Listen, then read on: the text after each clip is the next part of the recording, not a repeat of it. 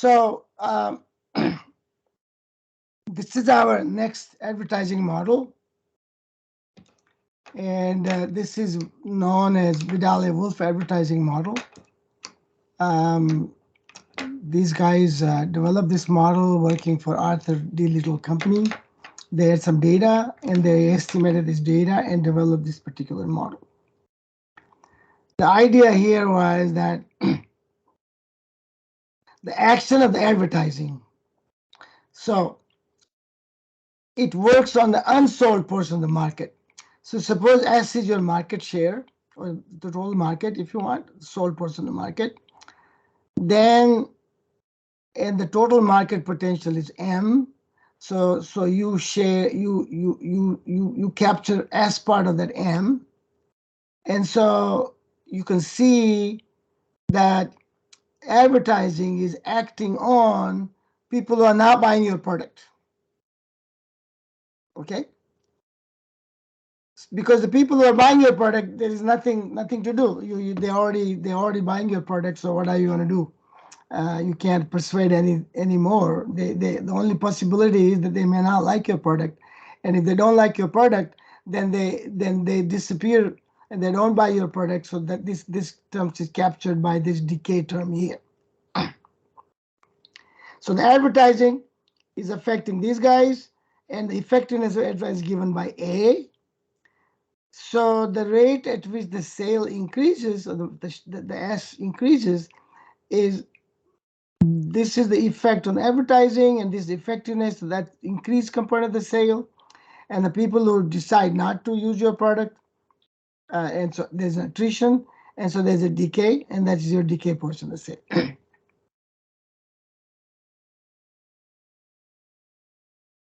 So what we do, what I've done is I'm going to kind of rewrite this problem by calling the market share instead of the market. So I'm going to define X to be S divided by M. So X, in fact, is the market share. Market share is not here in terms of two firms competing and capturing a little bit of market share. Here, the market share means that there is a total market, and this particular firm captures a part of that total market, which is the X. And whatever the other one are being sold to other companies, but we are now modeling competition. One could argue that some of that decay may happen because of competition, not just because the consumer don't like your product, but other people may be doing something and they are taking the customers away from you. So that's captured by this. Of course, these models can be changed into competitive models and more than one people, but that's getting into the game models, and we're going to talk about the game models later towards the end of the book, end of the course. It's possible to assume M to depend on T. And if they do depend on T, then remember we have to also define X dot, because we define X equal to S divided by M. So when you do X dot, there will be a terms also in M dot. So we can rewrite this equation in terms of X like this, where R is A divided by M, and delta is B plus M dot divided by M. You just take the derivative of this and substitute for S dot from here, and then put everything in terms of X, you get this equation. It's just a straightforward algebra. And what we're going to assume, that M is constant. If M is constant, M dot is 0, so delta equal to B, but it is a constant, okay? I keep it delta because in some papers, in one of the papers that we use in management science, we don't use exactly Vidale-Wolfe model. We use what's called my model, which is a Sethi model, and there we have a changing total market, and that can be handled by this problem. And so I just go through a step or two to get here, and then assume that it's constant because we're going to solve the problem for the constant r and constant delta. R will also be constant when m is constant. So otherwise r and delta will be function of time, and we know that when they're a function of time, there is something called time dependent Turnpike, and so the problem is somewhat more complicated, but not essentially more complicated. So the optimal control problem is integral from 0 to t, discounted profit. Pi is the total value of the market revenue. So you can define that to be revenue, and this is your cost of advertising. And so you have a profit here, which you discount over the total time. The state equation we already know with the initial condition x0. We're going to start with the state constraint, which is not something we usually do here. We usually put a value of xt, but this is another way to do it. And it's basically saying how best to go from x0 to xt at the same time maximizing the profit. We want to assume that control is bounded between two limits, 0 and q. You cannot have advertising below 0, and we are assuming that the maximum advertising rate is q.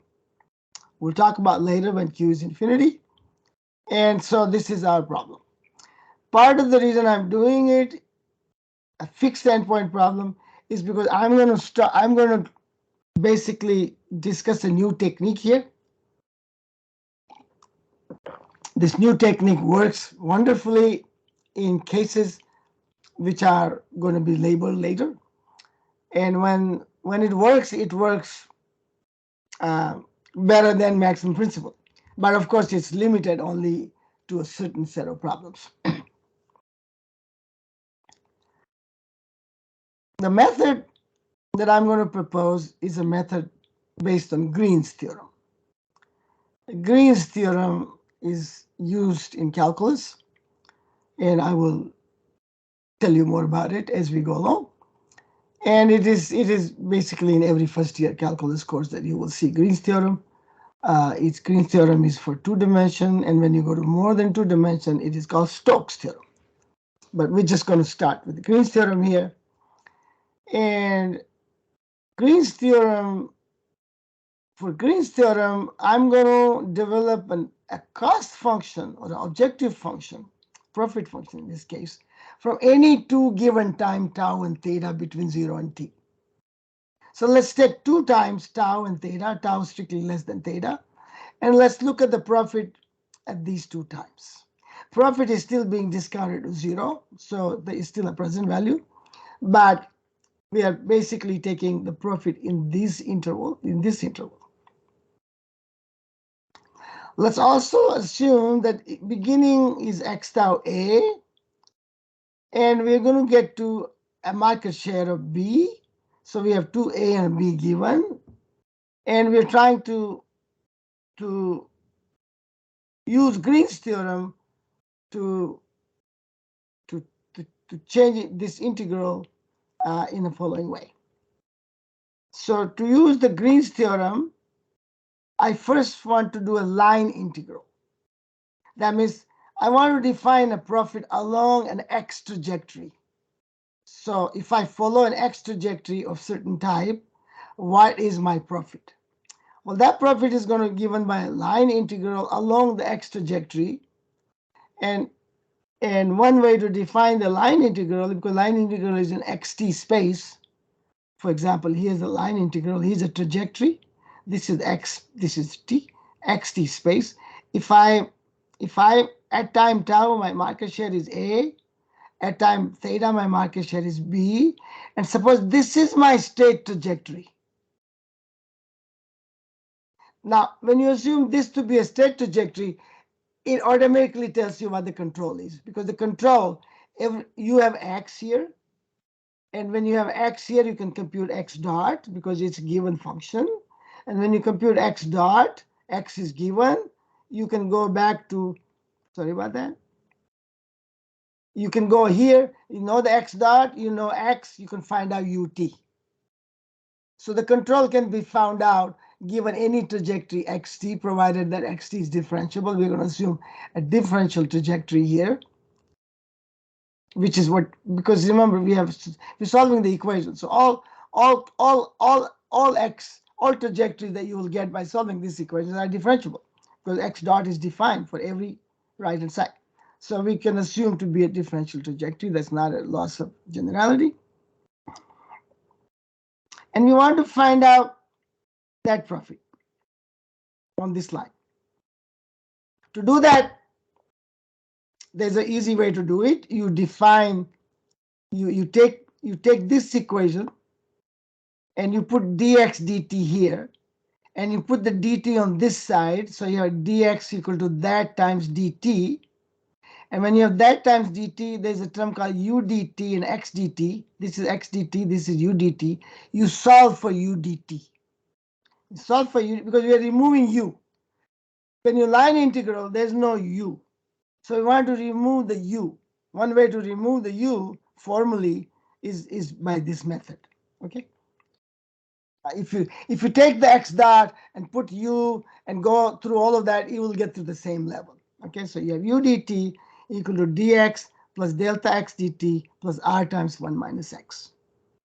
Then we substitute this u dt here.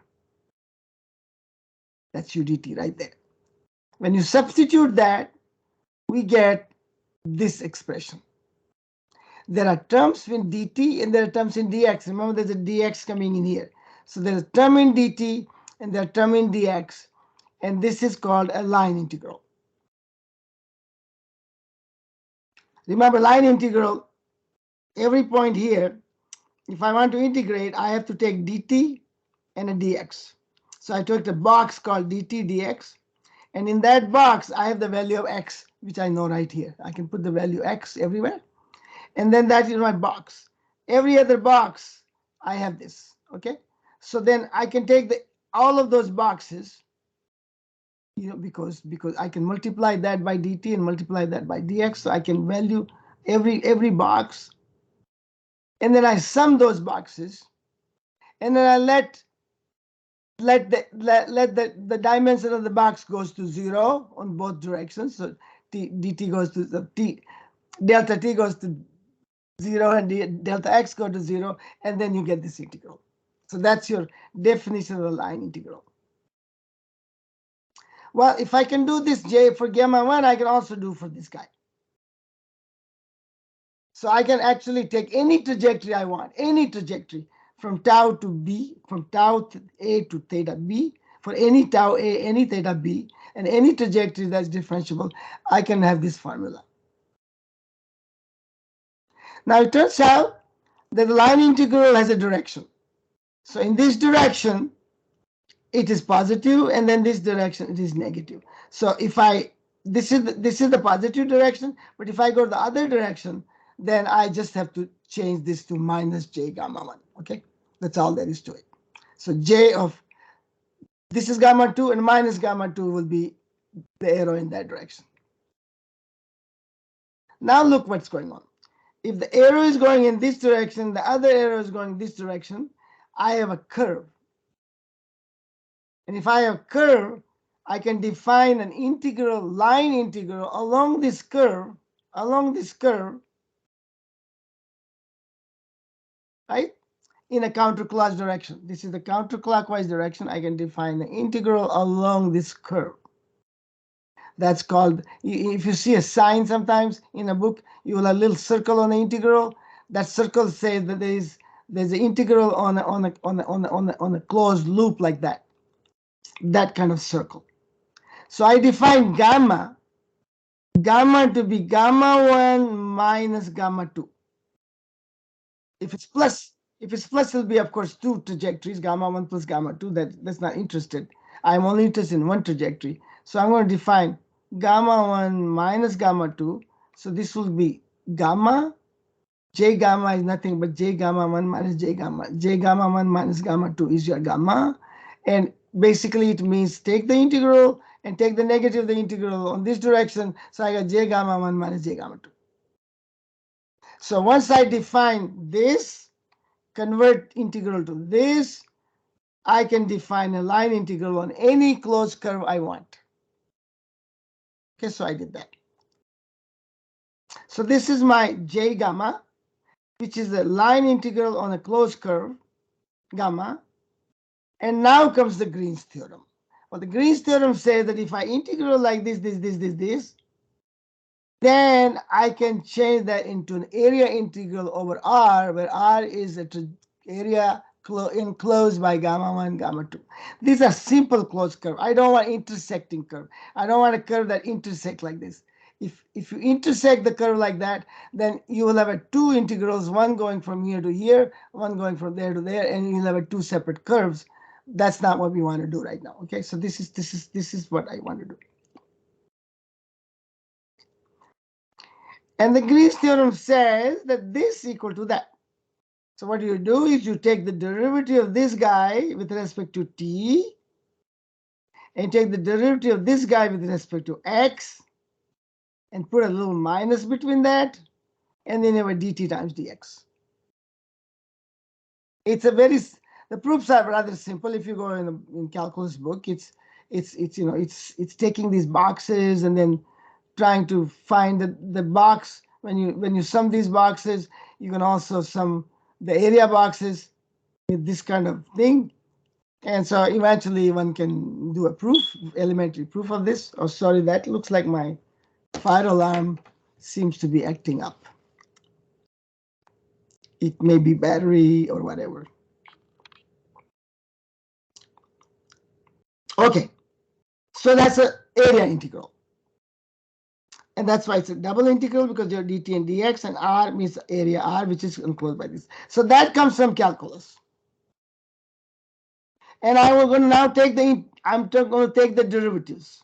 When I take the derivatives of these guys, I get this formula. So far, so good. I get this formula. We know that this guy is positive. Notice, here's what I'm after. If I can guarantee that this is positive on R, then this integral will be positive. Because this is positive. Everything here is positive. And integrate over area, a positive term will be positive. So if this is positive, look what happens. If it's positive, then that is equal to something bigger than 0. That means j gamma 1 is bigger than j gamma 2. That means that if I can find that this area integral is positive, then the lower trajectory has a better profit than the upper trajectory. This is called a comparison lemma of sort. I can give you a comparison of any two trajectories which form a closed loop. I can tell you whether the lower trajectory is optimal or the upper trajectory is optimal. The lower trajectory is optimal if this is positive, and the upper trajectory is optimal if it is negative. That is simple. If R has a positive and negative, that means if this quantity is positive in some places and negative some places, then I do not know what to do. Then there is no simple way, because then I have to actually take the whole integral and find if it's positive or negative. But if it's everywhere positive, then it's simple. You don't have to take the integral at all.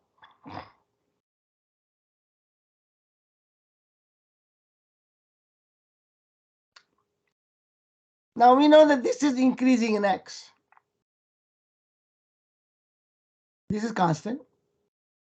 When x increases, this decreases, so the denominator decreases, so the total thing increases.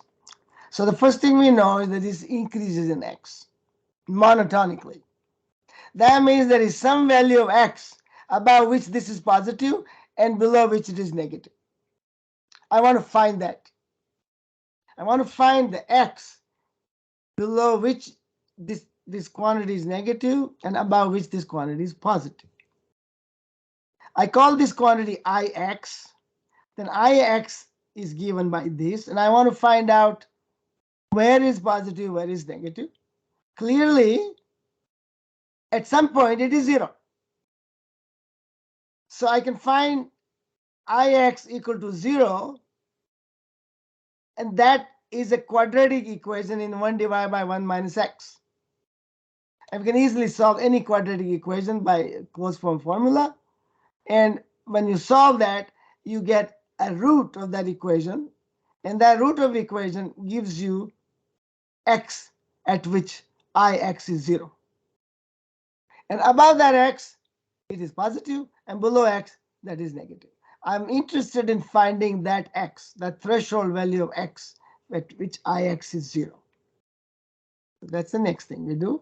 We already got this. The comparison lemma says that if Ix is bigger than 0, the lower quantity, lower trajectory is optimal, or not optimal, but better than upper trajectory. And if it is less than 0, then the upper trajectory is better than the lower trajectory. And the proof I already gave is very simple. So now we solve this equation in 1 divided by 1 minus x. Call it y if you want. Then you solve delta y squared plus rho y minus pi r equal to 0. You find the root of y, minus b plus minus b squared minus 4st divided by 2a. That's our formula for the ax squared plus ay squared plus by plus c equal to 0. And we have all these terms, so we can put all of those terms together. And then we find the value of 1 divided by 1 minus x. And we can solve 1 divided by 1 minus in terms of x, so we get this x. This is the root of that equation, at which Ix equal to 0. Remember, our market share cannot be negative. So x has to be bigger than or equal to 0. Why I didn't put the constraint? The reason I didn't put this constraint is because the constraint is free. Suppose x is 0. If x is 0, then this is positive, and this is 0. So when x is 0, u is between 0 and q, so u is positive. When x is 0, then r times u is positive. X dot is positive. That means whenever x goes to 0, x dot is already above 0, and so it can never go negative. So if you start at somewhere between 0 and 1 market share, you don't want to start negative market share because there is none. So you start between 0 and 1, then this equation guarantee along with this that you will never go to negative values of x, and so we don't have to put the constraint. Okay? So that's why this chapter can be part of chapter 3 and not chapter 4, because there's no state constraint. But we are not doing maximum principle right now, although later on we might do something. But right now we are not doing it. So here's our value of x. And notice this is 1 minus that.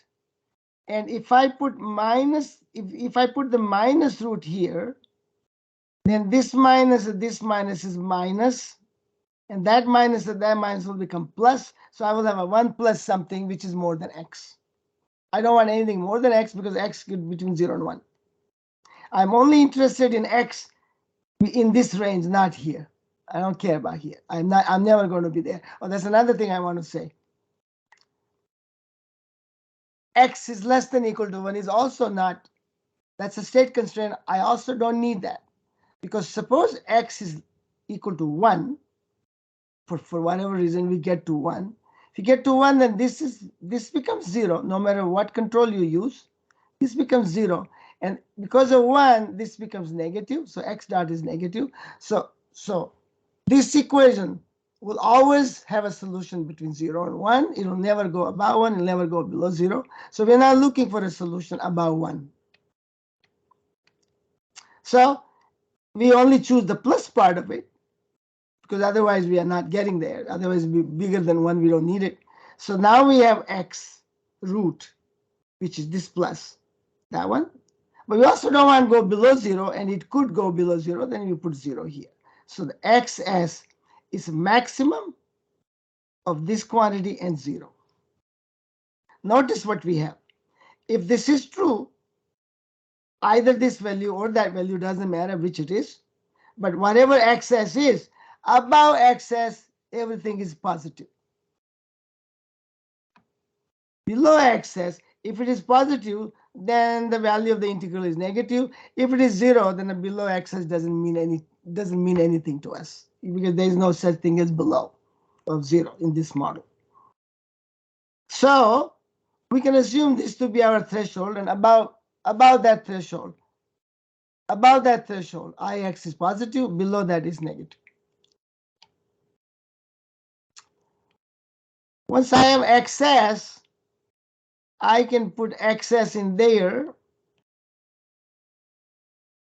and set it equal to 0 and find US. US is that S that will maintain this particular X. Remember, we are now getting into what is called the turnpike.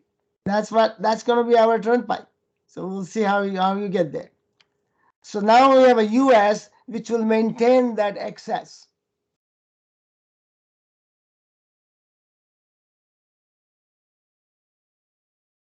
Okay? Please ask question anytime. Just interrupt and just holler.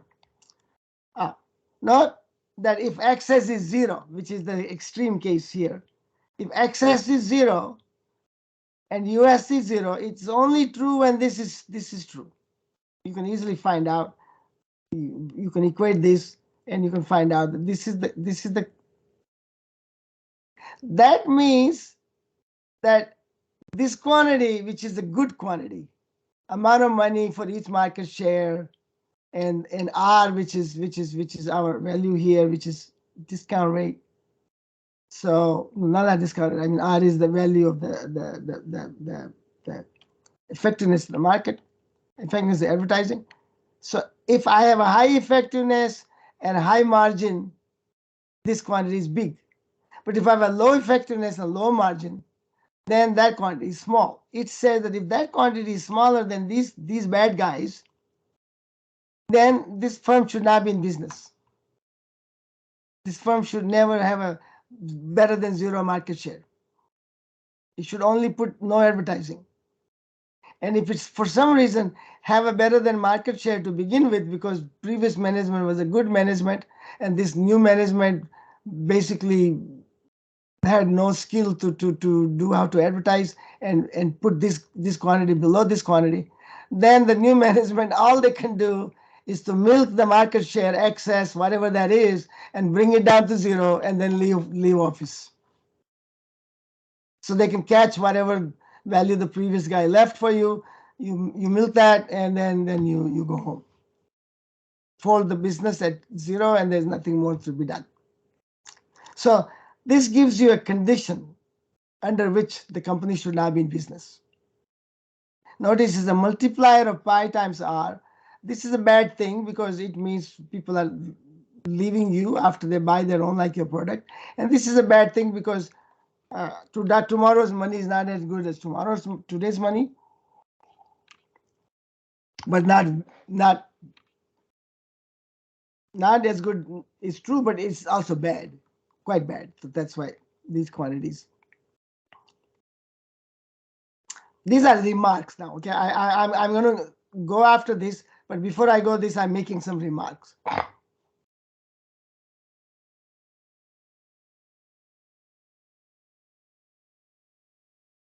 If you have Q, remember I need this US, and my US has to be less than Q.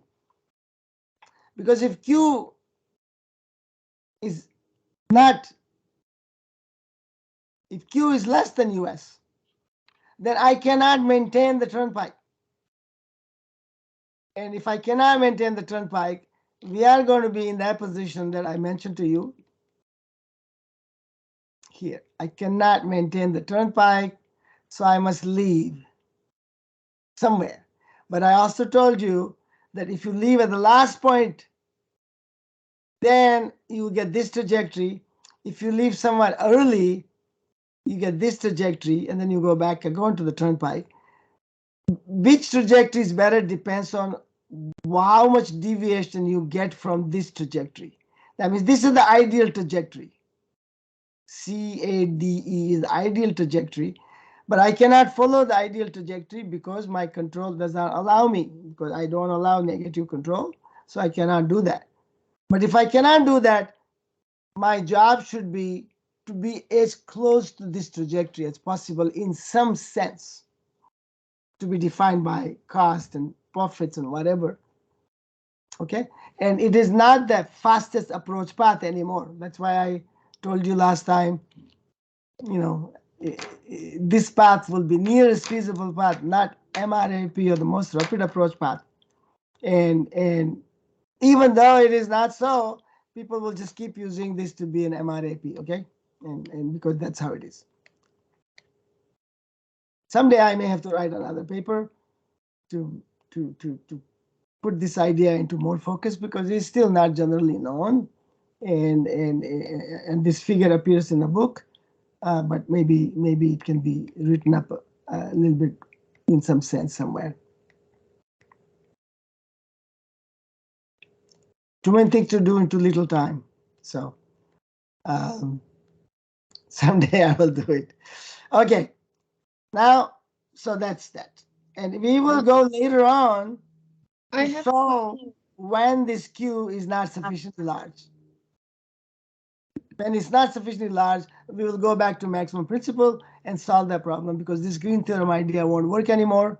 And then we have to go back to maximum principle, and we'll show you. And when I do that, I will also go back to that figure I just gave to you, and to show you what I mean by nearest feasible path. So, by the way, whenever you see something in an example saying assume Q to be sufficiently large and it's not given to you, then by that it means this. Okay. Another thing I will see is, because what happens is, so see here's, let's go to a picture somewhere later and see what we're trying to go. Here's what we're looking at, and here's kind of our goal. Notice this is the excess that we just found out, and we want to show that if you're below this excess, then you use the maximum control and get to here as quickly as possible. So this will take T1 amount of time, and you go there as quickly as possible. So that's what is the concept of MRAP, most rapid approach path. Then you follow this path as long as possible by using the control US. And then, because you need to get to XT, you have to somehow, if you continue like this, you're just going to end up here. So you need to go all the way to here, then you must get off. And get off again, remember it's going to be bang control, except here, which is a singular control. Then U star equal to 0 will give you all the way to XT. So you must somehow get off. So that amount of time you need to do that is T2. So there's a T1 and a T2, which are the ramps to the turnpike. Okay. What happens if this T is small? By small, I mean it is less than T1 plus T2. Because what happens is if T is bigger than T1 plus T2, you will go here, then stay a little bit on the turnpike, depending on how big T is, and then you go here. So this trajectory will work. If T is less than T1 plus T2, you will never get here. Because if you got here, you will never get here. Because it's too little time. If you use all of the T1, and the T1 plus T2 is less than T is less than T1 plus T2, then there's no enough T2 left. So what that means, so I'm just going to go all the way to show you what that means. That's what happens. When T is less than T1 plus T2, you go here, but neither you want to come here. So you cannot go all the way here, because if you go all the way here, you never get there. So somehow you have to get off somewhere. and then you use zero control to get here. So there is zero control trajectory this way and Q control trajectory this way, and there's an intersection. So your optimal control will be this and then that. You start with a Q and then deteriorate with zero. That's your optimal control. So that's what happens, right?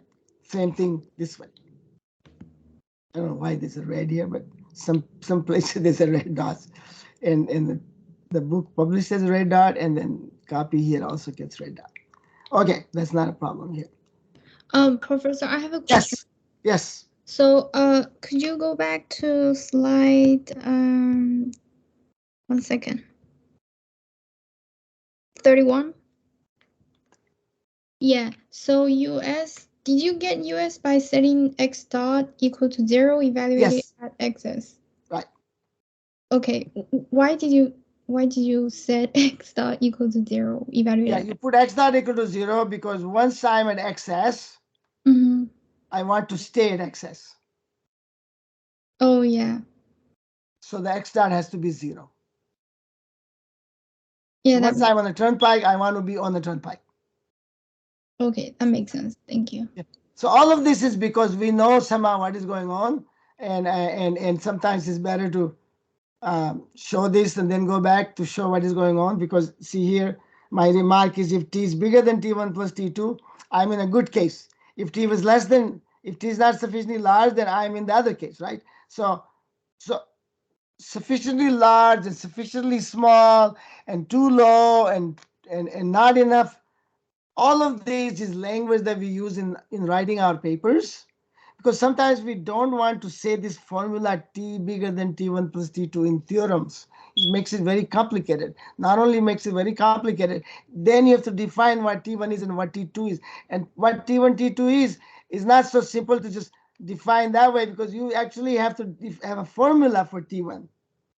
The formula for t1 is going from here to here and solve that equation to find what the value of t1 is. So sometimes in a theorem or in a paper that we mentioned, t sufficiently large, it means all of that automatically. That's how the language is.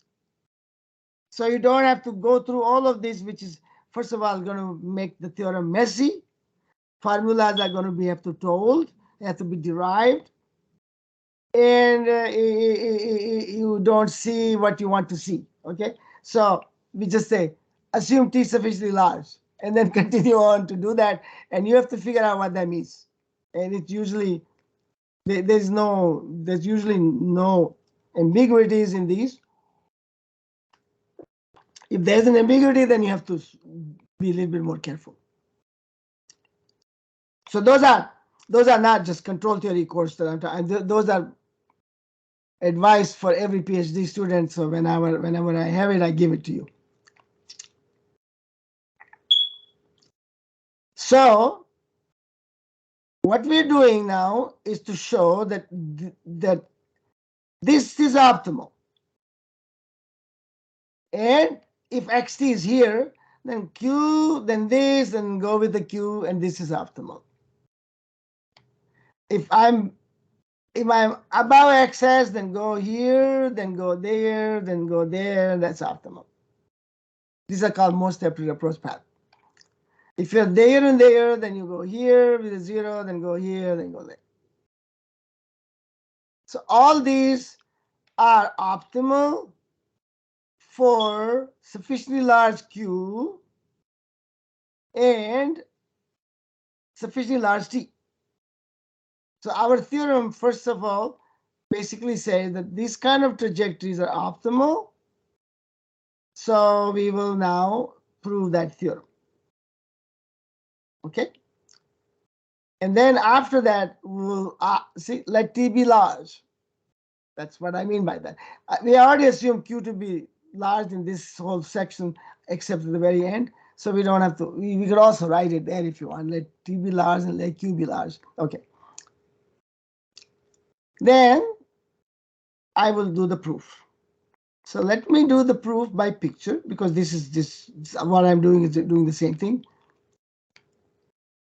So these are the 4 trajectories that I want to prove to be optimal.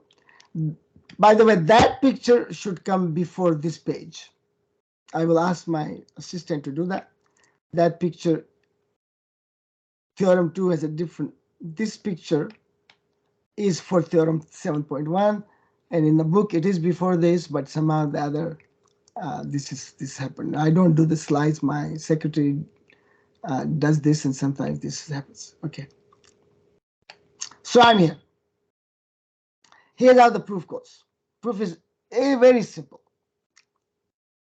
I take this trajectory which I want to prove to optimal. How do I prove it? Well, I prove it by finding any other trajectory and show that that trajectory is not as good. That's all.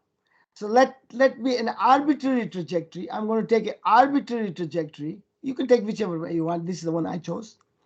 It's arbitrary, so it goes like this, and it somehow it crosses at point D.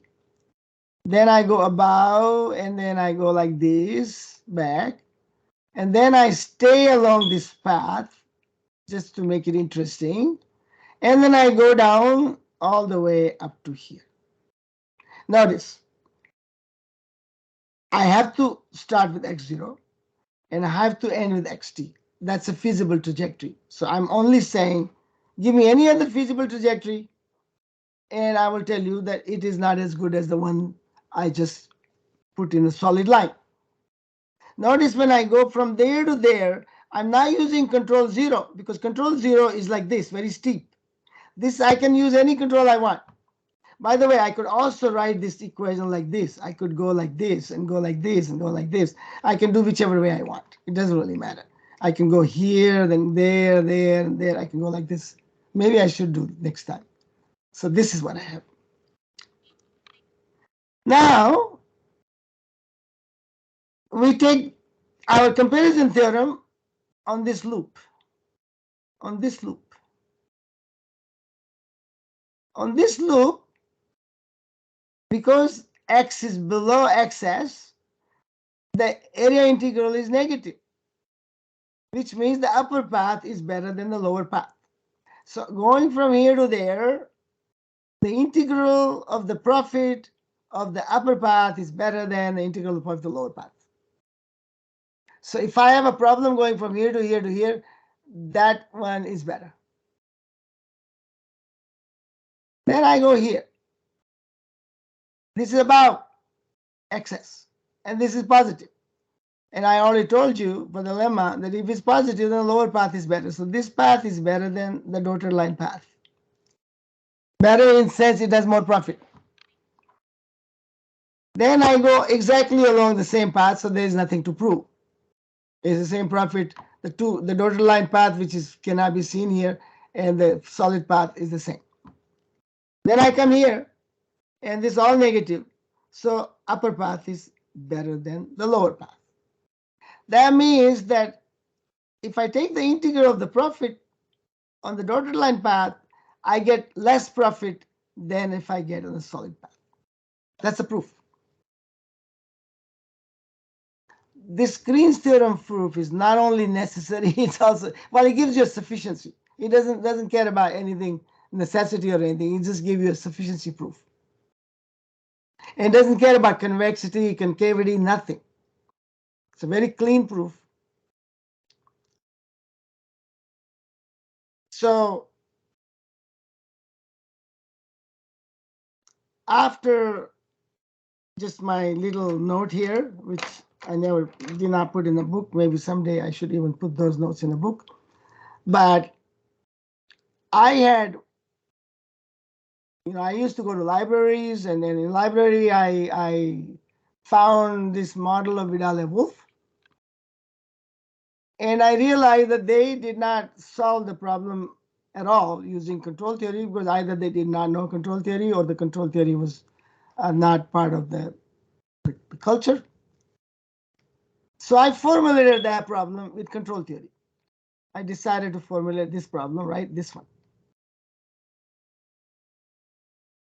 It turns out that for this problem, the sufficiency theorem doesn't go through, at least the one that we wrote in the book. So I solved the problem using maximum principle. and I did not know how to prove sufficiency. This is part of my thesis. And so I finished my PhD in 2.5 years at Carnegie Mellon. And so I had a half year left. So I went to Stanford to do a postdoc for half a year. And there I took a course in control theory from a control theory guy in electrical engineering. And he taught Green's theorem. This proof, not for this paper, but another one. And I said, my goodness, that works for my problem. So I came home in the evening and I reproved my problem. And I finished the paper, did the sufficiency condition, and sent it to operations research. And that paper then came out in operations research. So this is a little story about how the Green's theorem came about. And then I used the Green's theorem in some other places, and then a whole slew of people in operations research and in control theory and in mathematical biology, lots and lots of people decided to use the Green's theorem methodology to apply to the control problems that they had. So this was a seminal paper in terms of applying the Max Green theorem to a control problem, even though the idea is not mine. The idea is it's all cited. It's Angelo Milli's idea, who's a professor at Rice University, but he wrote an obscure paper that nobody really looked at, and then this guy taught this paper.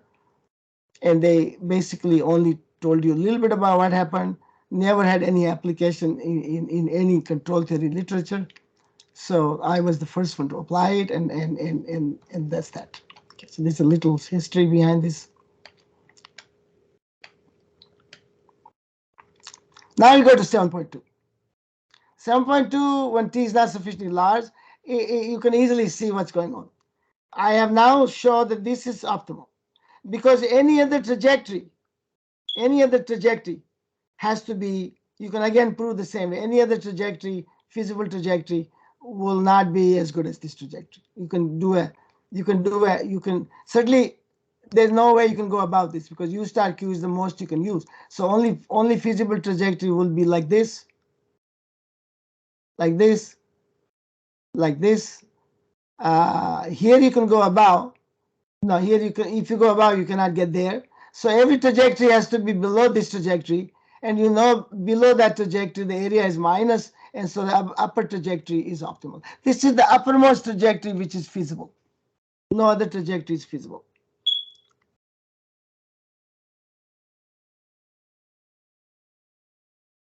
You can have a trajectory here. You can have a trajectory like this, but nothing can go above. So that's done. So same thing you can prove when T1, T2 is not small and X0, Xt are like this.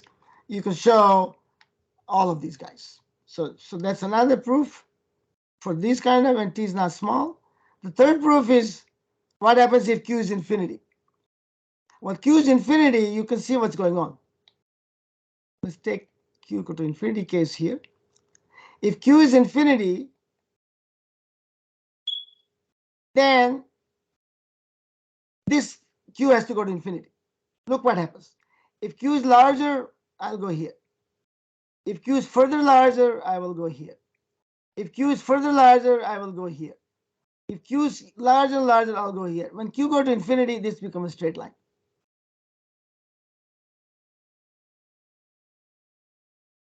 And it becomes a straight line, we need to do something because it means that I can instantaneously go from x0 to xs, right? And I can use infinite control. But if you use infinite control in 0 time, then the cost of that is infinite times 0. Well, infinite times 0 doesn't mean anything. So the meaning of infinite times 0 has to be a limit. So the limit has to be that you take q to be very large, and you take T1 to be very small. So what you do is you integrate this curve from here to there up to T1. That will give you the cost of QT1. Then what you do is you increase the Q. As you increase the Q, T1 will go down. So you take the limit as Q go to infinity. And when you take the limit as Q go to infinity, it is the same as T1 go to 0. So then that integral will converge. And that convergence is going to be the cost of impulse. We have a formula in chapter 1. We had a formula for impulse in chapter 1. In Narlow-Arrow model that we talked, the impulse was exactly just the amount of the goodwill that you create, straightforward, because there was nothing going on other than that. But here is a little bit more complicated, because as u increases,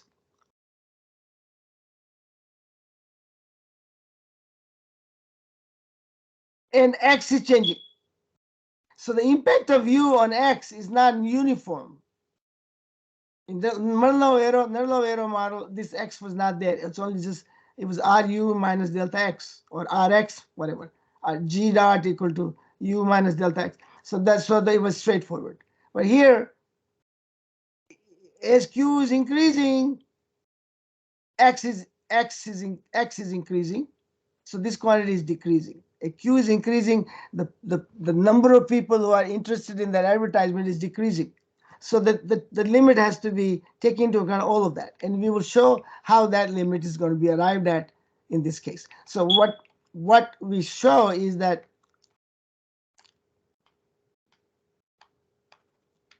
for every finite q, that control is optimal. For every finite q, that control is optimal. And as q increases, this will become a straight line. So by definition, it will be optimal, but all I have to do is find the value of the cost. So it is optimal. I don't use the theory of impulse control that is invented by our friend Ben Susan. And we just go from x0 to xs instantaneously, and we will find out how to value this impulse. Same here, if I have to go above, another impulse has to be obtained here. That impulse, of course, have a discounting because the discount rate, but there is no discounting here because the time is 0. So that will come when you do the integral. This is how you do it. Compute the cost of impulse of going from x0 to xs at time 0.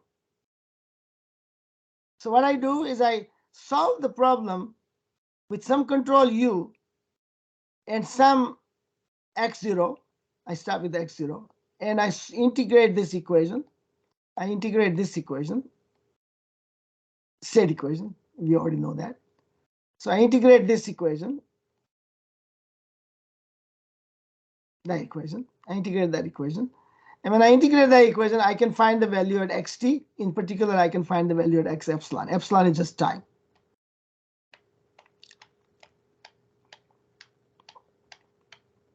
So I find x epsilon is this formula. This formula is just the solution of that equation for any u. You can fix u, constant u if you want, and then you just solve it. It doesn't really matter because it's epsilon is going to 0, so u constant is just fine. Okay. And that integral is a formula, but you can solve that this way.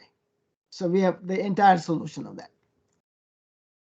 Now what we want is we choose a u that depends on epsilon, so that as epsilon goes to 0, this goes to infinity in some way. Okay, so we must choose u epsilon so that x epsilon is xs. So we're going to choose u epsilon, so this becomes xs at time 0. So as u epsilon goes to infinity, epsilon go to 0, x epsilon go to xs. And we have to impulse this control. This is our cost at t equal to 0. So what we want, if we want to find the impulse, this is the impulse. The amount will be the impulse limit. If we have the impulse limit epsilon goes to 0 minus epsilon times epsilon.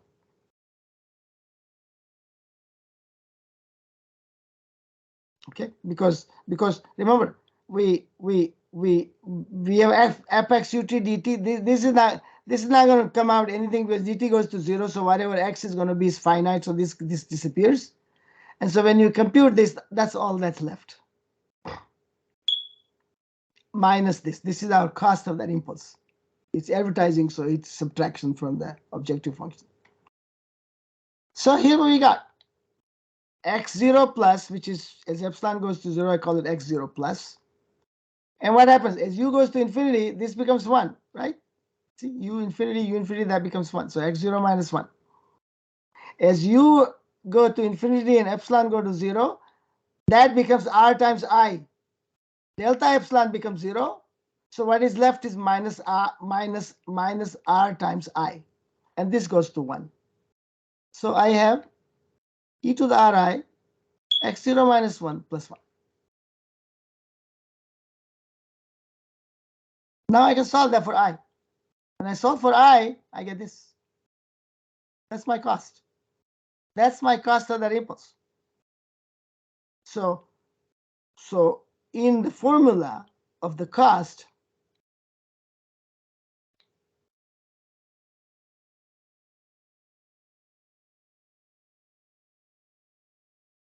here, this integral has to be from 0 to 0 plus, which will give you that cost, and then from 0 plus to t, which is a standard integral. So you have to figure out the initial cost of impulse and then standard integral. And if there's an integral at the end, you also have to find, if there's an integral at the end, you also have to find the cost of that. The cost of that is going to be the same, except that integral is not at time 0. It will be at time t, which means there will be a component of e to the minus rho t multiplied to this quantity, okay, because the cost is discounted. Any question? Because now we're going to go back to maximum principle. We're done with the Green's theorem. We will again come to the Green's theorem when you do the fishing model. And fishing model that we do is by Colin Clark at UBC. And Colin Clark used my Green's theorem paper to solve his fish model. But his fish model, then he also used game theory. And so it's very nice. And I like the particular part of the game theory you did. And I have both of them in this book. What do you do when Q is small? I can't stay at the turnpike. I cannot stay at the turnpike. Q small means Q less than US, strictly less than US. So I go to the Hamiltonian. This is my Hamiltonian. I have a control. U should be less than Q, so I have to have a Lagrange multiplier for the Q constraint, U constraint. So I have a Lagrangian. Then I have a lambda dot, which is minus rho lambda minus delta L delta X, because I'm using a current value for principle, maximum principle. And then there's a complementary slackness condition. And since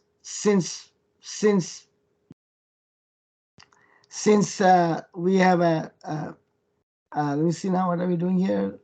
Since this is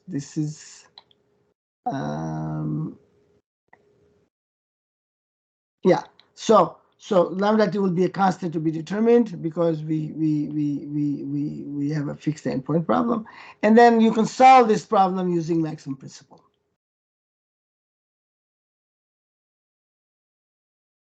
And it's done in my paper, but it's rather tedious and complicated, not very interesting. The complications is not really very interesting, and so I don't cover this in this book.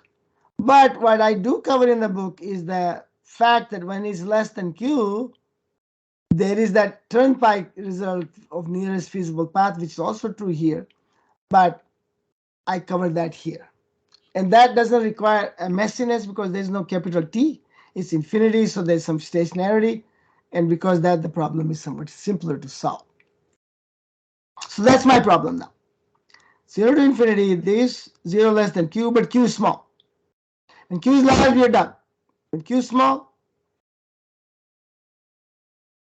Q is large, we're done. We just go back to the theorems, and we can sort of show that what happens when Q is large. We can sort of show the following.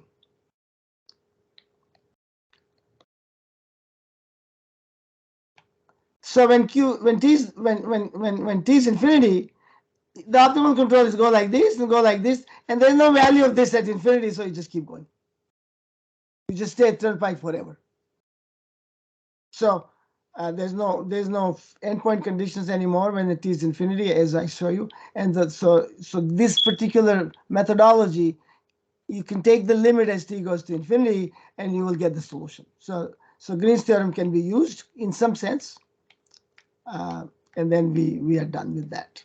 So what is left is when Q is small.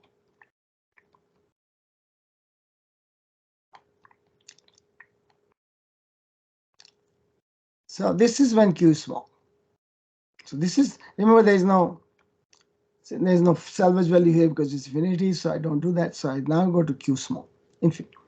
So now what happens is I cannot maintain US, I cannot maintain XS because US is too large compared to Q. But I could, the best I can do is maintain Q, because if I cannot do US, at least do as much as possible. So that's no brainer. So my new control will be X, my new Turnpike will be X bar. This is the previous people, the Chisha asked that question, X dot, how do we put X dot equal to 0 in US? But now I put X dot equal to 0 and U equal to Q, and I get X bar. So thereby I had XS. Then I had XS, and X dot equal to 0 gave me US. Now I have a US, which is Q in this case. I don't have a US, but I have a control Q. So I put Q and I get X bar in this case. So it's just the opposite of what we did earlier. Now I get the X bar. The same thing we can do, and then we obtain the lambda bar. In the lambda dot equation, we put lambda dot equal to 0 and put U equal to Q, and we get this. So we get these guys right away. Then there's an interesting problem that happens, which is something you need some control theory insight to do that, but that's what happens. You know, it is the insight comes like this. This is, by the way, I should put this up somewhere. Maybe publish it a short paper somewhere, but do it later. But anyway, so here's what's going on. Look what's going on. Here's my excess. But there's no way I can use Q to maintain that. But I can maintain X bar. That's all I can maintain. Okay? Notice what happens. If I'm in X0, certainly there's no reason for me to do anything else but use Q, so that I approach this X bar as time goes to infinity. So that's no brainer. Suppose I'm at X bar. Certainly no brainer. I just use Q and just stay there forever. Suppose I'm just a little bit above X bar. Well, I'm still below XS. I can never get there. Even if I use Q, I will only decline. So if I use Q, I decline. If I use Q, I decline. The question is, where is the point at which using the Q remains optimal?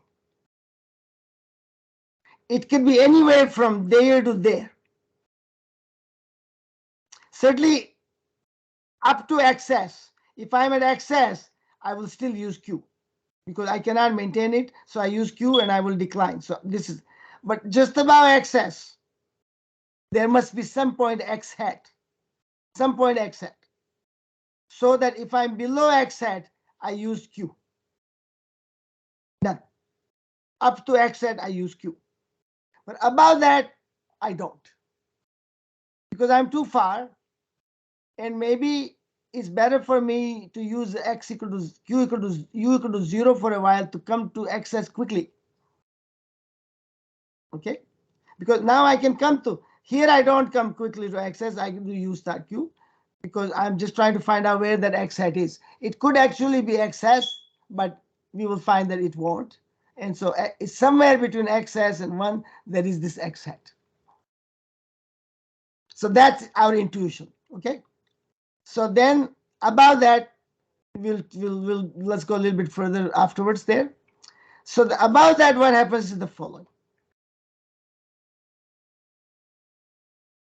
So I'm now above, this is my x hat, and I'm above now, this is my x0. And I say that now it might be a good idea to use control 0 to, so I try to come as fast, somehow come close to this excess, because I want to be close to excess. And then if I continue to use 0, I will actually go like this. And then eventually I will do x bar, then I switch. So that's one path. But once I'm x hat, I already know what's optimal. Once I'm x hat, I also q.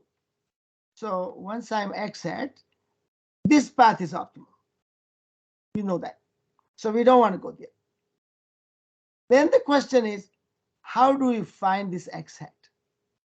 This x hat, where I would switch from u star 0 to u star q. Remember, I'm switching at this point from 0 to q. So the switching point, w, has to be 0. This is all that idea is. So now we go. This is not control theory. This is all intuition that is needed for this.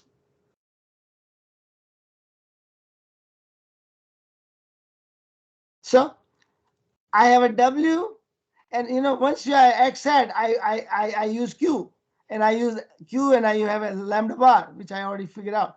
So w x hat lambda bar has to be equal to 0 at x hat. This gives me this x hat. So if you solve this, I get x hat.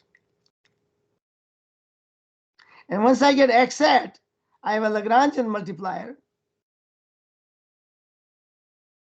I know that should be 0. Where is the Lagrange multiplier? Ah, here. This one.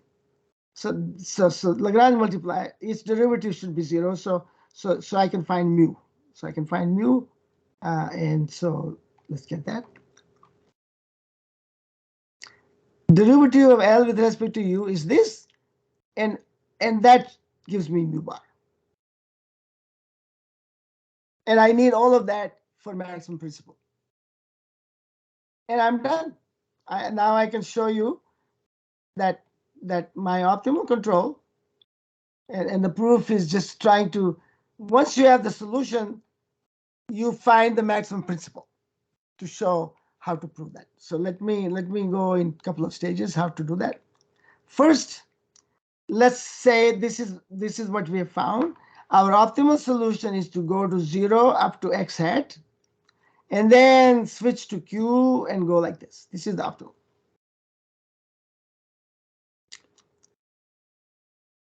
Okay. So I have a T1, which will, I have x hat and I have T1. I have to tell you that maximum principle, I already know maximum is satisfied on this part.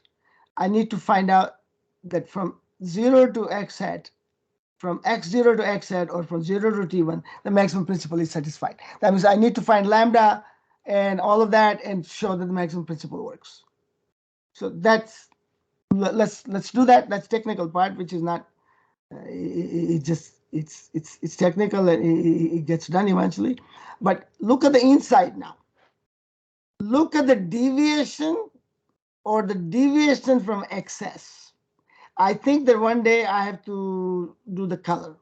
I did the color while I was looking at this thing today, and I think that some version of the book eventually will get there, but I cannot color you in front of you, but I do color here. I don't know how to do that right now, but let's just explain that to you without. So I am going the orange color. So let me give you the orange. Orange color is going from here along this 0 and this triangle, this triangle, this triangle. Notice this triangle is the deviation of this trajectory from excess. But if I took the deviation of this other trajectory, there is a little less area, that's an extra, but that's common. This triangle that I just gave you is the common.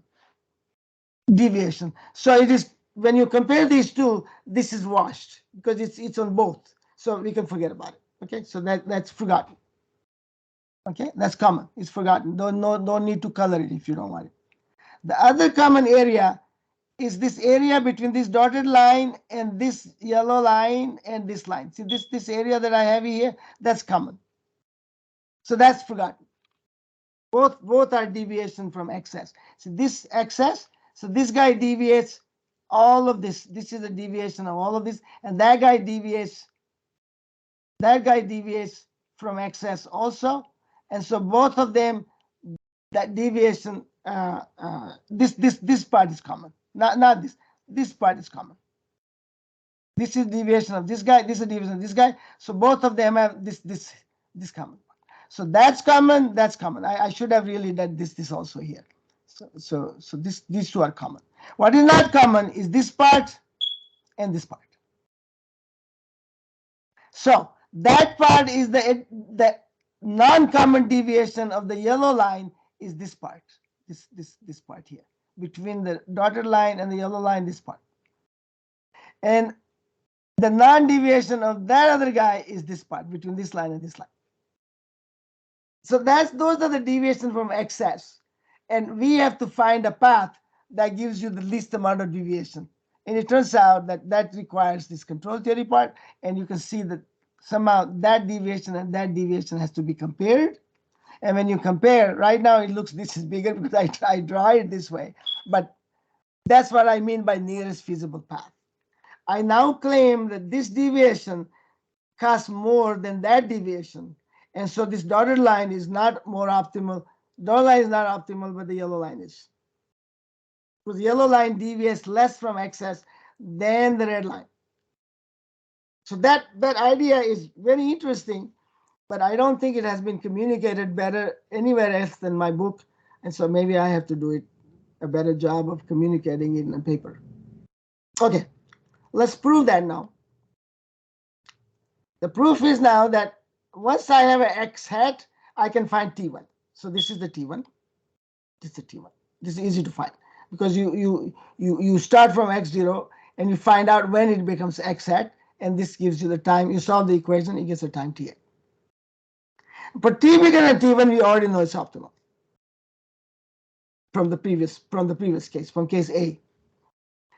But for T less than T1, I have a control of 0, which means my switching function has to be less than 0 because I use the lower control. And the adjoint equation is this. But adjoint equation is easy to solve because at T1 the equation lambda is lambda bar. And control is 0. So I can easily solve the equation. I have a lambda dot equation. Its final value is lambda bar. At T1 is lambda bar. Okay. And so lambda tau, which I can solve from lambda bar, and u is 0. So I can solve this from 0 to T1. That means I can solve lambda equation from here to here by fixing lambda equal to lambda bar here, and by using 0 control all the way from here to here. So I can get lambda bar, or lambda tau. Once I have a lambda tau, I can find W. I can find W tau because I know X tau. I know X tau all the way from here to here. And I know lambda tau all the way from here to here. Once I have lambda tau and X tau, I can find W tau. And you can show that W tau is less than 0. Exercise 7.4, you're asked to show that switching function W tau is negative for each tau interval 0, T1. And at T1 it is 0, which we already know that. And at T1 lambda, T1 is lambda bar. So that basically does the maximum principle. That means the maximum principle is satisfied at every point in time. Hamilton is maximized at every point in time. Everything is satisfied and we are done. So we finish. It's a very interesting part that we just finished. And we are going to switch to chapter 8. Any question here I can ask right now? I can answer, but we will go to chapter 8.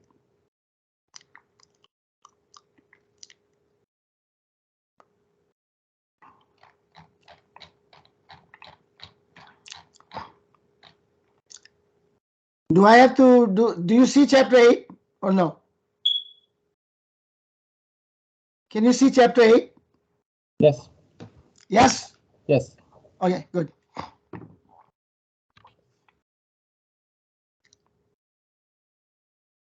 So let me, when is our break time?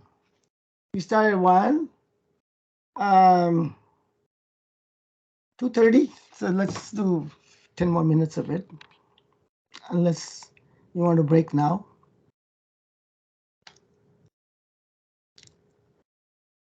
So, there are times when people use discrete time maximum principle, and the discrete time maximum principle can be obtained more or less using nonlinear programming. The continuous time, we did dynamic programming. You can have a continuous time nonlinear programming, which is called infinite dimensional nonlinear programming, which is very complicated, so we don't usually get there, although there may be papers to do that. But in discrete time, all operations research people usually learn something, and if either you learned it already or you will learn in Millen's course, what's called nonlinear programming or math programming. It's another way to call it. So in math programming, these are just the sides of the vectors, so I'm not going to really spend time on it. We have a maximize h of x. It's a function, which is the objective, and x is a vector of some dimension. Then we have a constraint called fx equal to a. And there are a number of constraints. X has, let's say x is n dimension here, it's an n component vector. There may be a number of equations, and that f has a equation, each of the r number of equations. So there are equations. And there are s number of inequalities. So we have r plus s equal constraints, and we have an objective function which is one dimensional, except the x is n dimensional. Okay, so it's a function like this. H is a function that takes from en to e1, and we have that. This is the problem, and we begin one by one. Suppose these constraints are not there.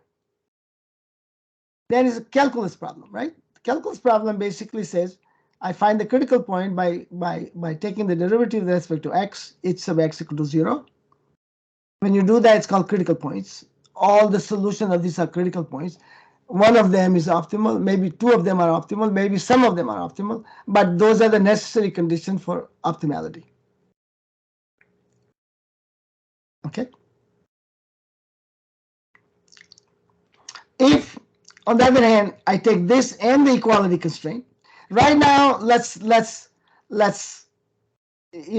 even though I'm doing calculation in vector form, let's just take ourselves, make it simple, make it this one constraint and one constraint. Let's just make it r equal to 1, s equal to 1. Okay, just make it easy for us to follow. But all of that can be done in arbitrary dimensions. So I have now the next problem I solve is this equality constraint. The equality constraint is a Lagrange multiplier that we have learned in calculus. And we have a Lagrangian hx for lambda times fx minus a equal to 0. So I put the Lagrangian there. And I take the derivative of Lagrangian Lx equal to 0 and L lambda equal to 0. That's how you do that. L lambda equal to 0 just gives the constraint. It's the same as the constraint, this constraint. So L lambda equal to 0 is basically saying it is necessary to optimize the Lagrangian, but it basically says necessary to satisfy the constraint. So we are left with this. This is our necessary condition. And suppose x star and lambda is a solution of this equation. I call this x star. Clearly, the x star will depend on a, because a is a parameter. So when I solve this, there's f here. F contains an a, and when I solve this, a is there. So when I solve this, x will be a function of a. So the x star is a function of a. It's called x star a. And H star, which is the objective function value, which is this one, it's a h of x star a, because I put x star, which is a function of a. So h star is a h star of a, which is nothing but h of x star of a. That's the optimum value of the objective function. Now let's do one more step, which generally speaking, you don't do this step in calculus. In calculus, you stop here. That's it. You stop right here and you say, okay, this x star is a critical point. But in economics and management science, we do one more step. And this step is the following. I want to know what is the value of A.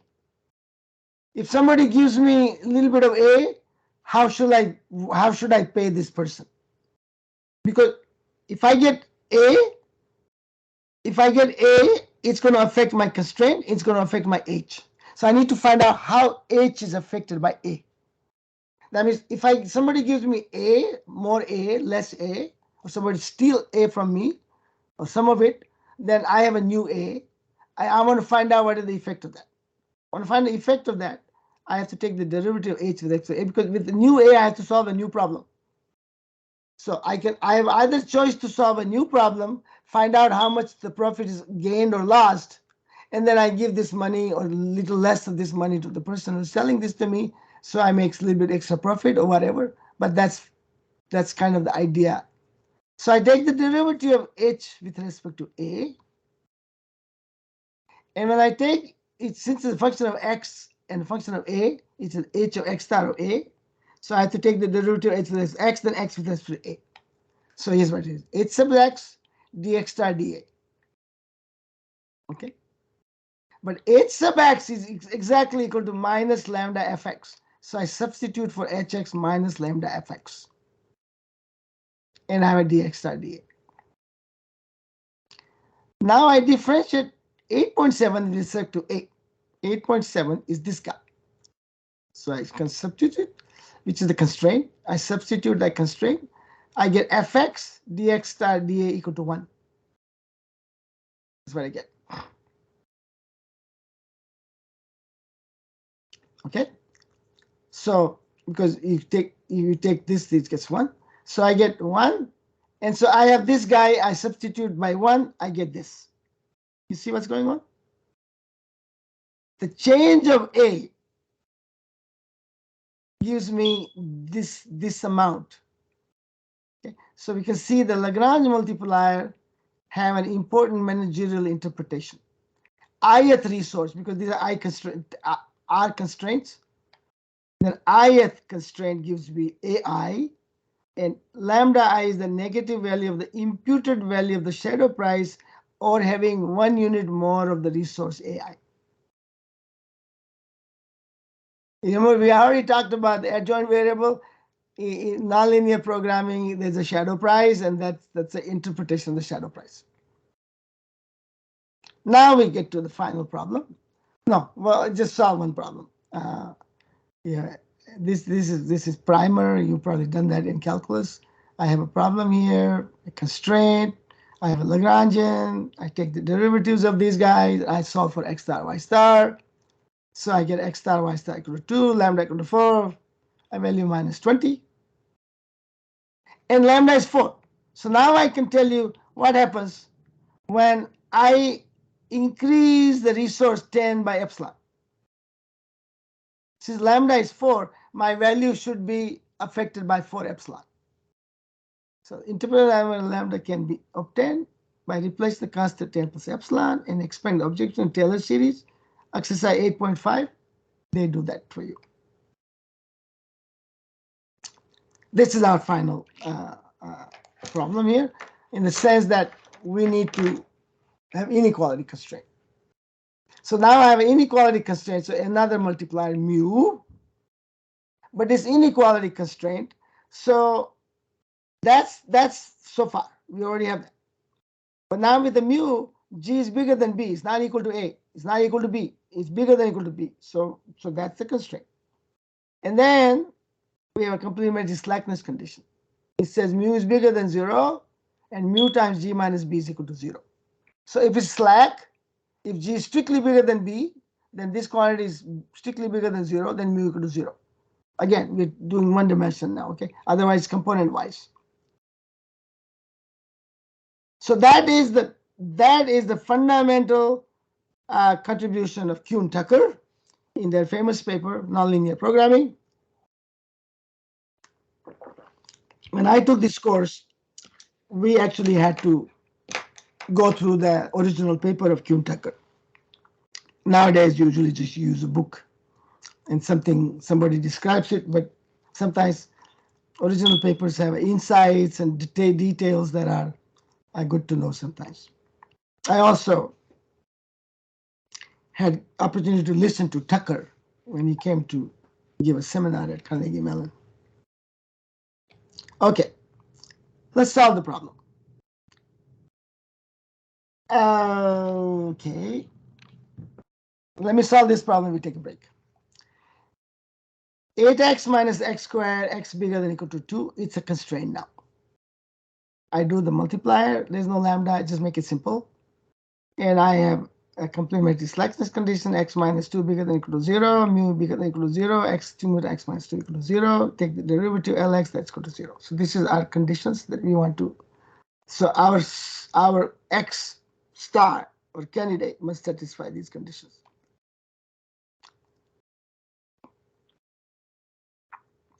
Because of this, I can't solve this equation, but because of this, I know that either mu equal to 0 or x equal to 2. Right? We have only two solutions to this. In the Lagrange multiplier, there's only one equation to solve. Here we have inequalities, so there are many choices. So it's either 0 or 2. Case 1, mu equal to 0. Mu equal to 0, then x equal to 4, which satisfies 8.15, which is this one, because x needs to be bigger than 2 only, but I got 4, so 4 is an interior. If it's an interior, then mu equal to 0. So x equal to 4, mu equal to 0, everything's satisfied. We have a possible candidate whose candidate is 4 and his objective function is 4. The other solution is boundary solution, which is x equal to 2. But that gives me mu equal to minus 4, but mu has to be bigger than or equal to 0, so this doesn't satisfy the Kuhn-Tucker conditions. These are by the way, these are known as Kuhn-Tucker conditions. Now they're also called Karush-Kuhn-Tucker condition because somebody found out that Karush has done a doctoral thesis which also had a Kuhn-Tucker condition, so they also some people give him credit as well. And this is not satisfied, so the 416 is our solution. 4 is our candidate, 16 is our solution. We are done on this one. But now what I do, because 4 is interior and it's optimal, I'm going to rule out the 4 now. So I'm going to put a condition and I'm saying x is bigger than or equal to 6. So now you see this condition 4 is optimal. Now I ruled out 4. 4 is no longer feasible. And we'll see when 4 is no longer feasible, I would go as close to 4 as I want, it'll be a 6. So 6 will be an optimal solution. So that would be the boundary. Okay, so let's go again. So we have these three conditions. Again, mu, this is 0, so it's either or relation. So we have two conditions, mu equal to 0, which gives you x equal to 4, which is our previous solution. But x equal to 4 doesn't satisfy this condition. So that doesn't work. Then the second is x equal to 6. Then you get mu equal to 4. Mu equal to 4 is satisfied this condition, satisfy all the conditions, and we suffered the loss of objective because we have a harder constraint to meet. And now x star is 6, h star is 12. So we are done with that.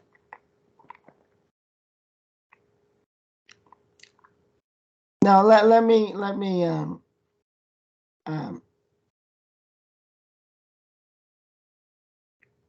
do one more, and then we will take a break because then there's a new thing coming in after that. So let's just do that. So I have a problem like this. It basically, if you look at the picture, it's like this. This is a circle. It is a circle. So I have to be, my point has to be on this one. And y is bigger than 0, so it has to be this and not that, because the circle is all the way down as well, but the down points are not included. So only up to these points including these points are included. So that's my feasible set.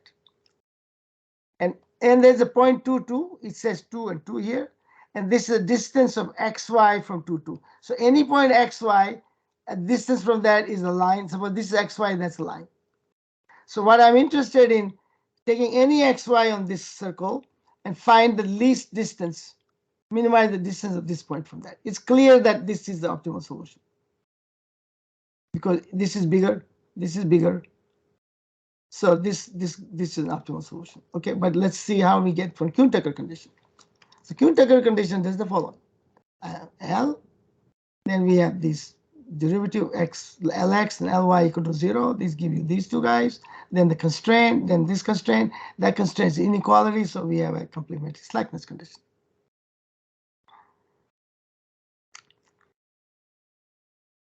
First, we conclude that lambda is not equal to 0.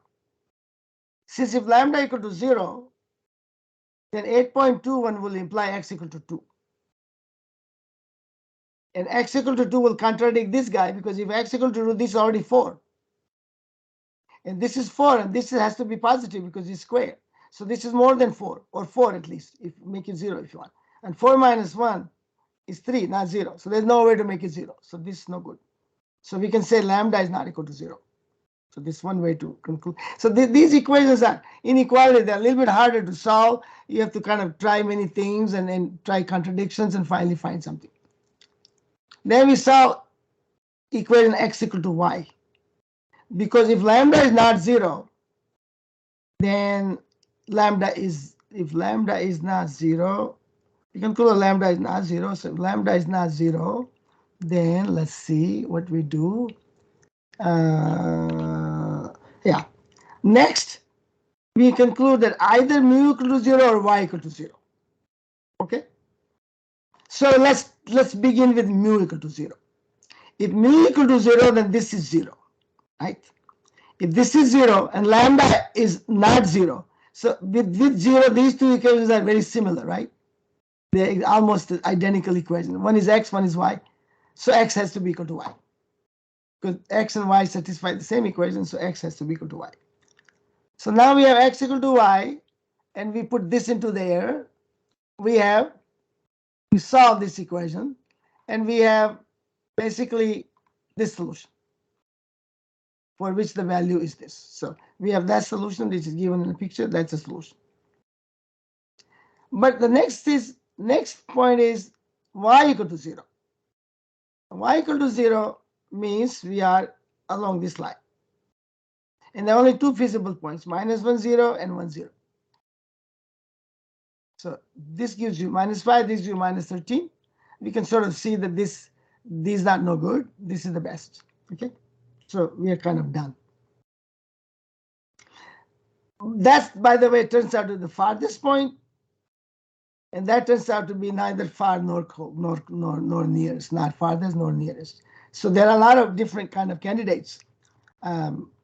Some are the worst solution, some are the best solution, and some are in between. Some kind of saddle points.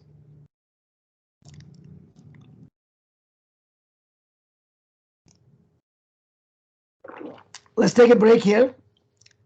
We're going to come to example 8.5, where we'll show that Kuhn-Tucker condition will not solve this problem. And because it doesn't solve this problem, the Kuhn-Tucker condition requires something called constraint qualification. That means if you apply Kuhn-Tucker necessary condition, you must have constraints that qualify. And there are different qualification conditions in the literature. Kuhn-Tucker constraint qualification, Slater constraint qualification, Uzawa constraint qualifications, and all of that.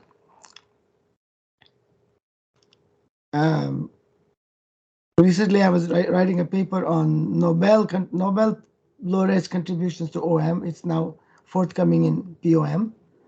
And in that paper, I actually also described the Hurwitz-Uzawa constraint qualification, because Kuhn-Tucker did not get Nobel Prize, Slater did not get Nobel Prize, but Arrow did, Hurwitz did, and Uzawa did. but they also developed constraint qualifications. So I had to describe their contributions as well, and that is in the paper if you want to look at it. Okay, so I will now take a break, and we'll come back to this, and let's do 5 minutes and come back.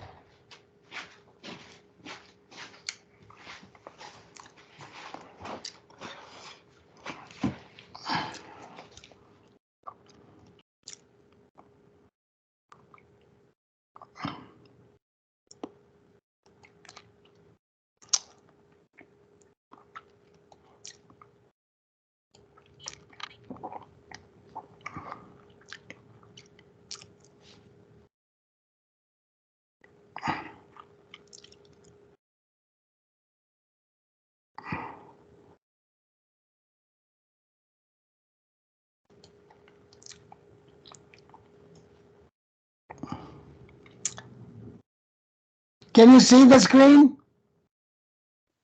Yes, Professor. Okay. Yeah.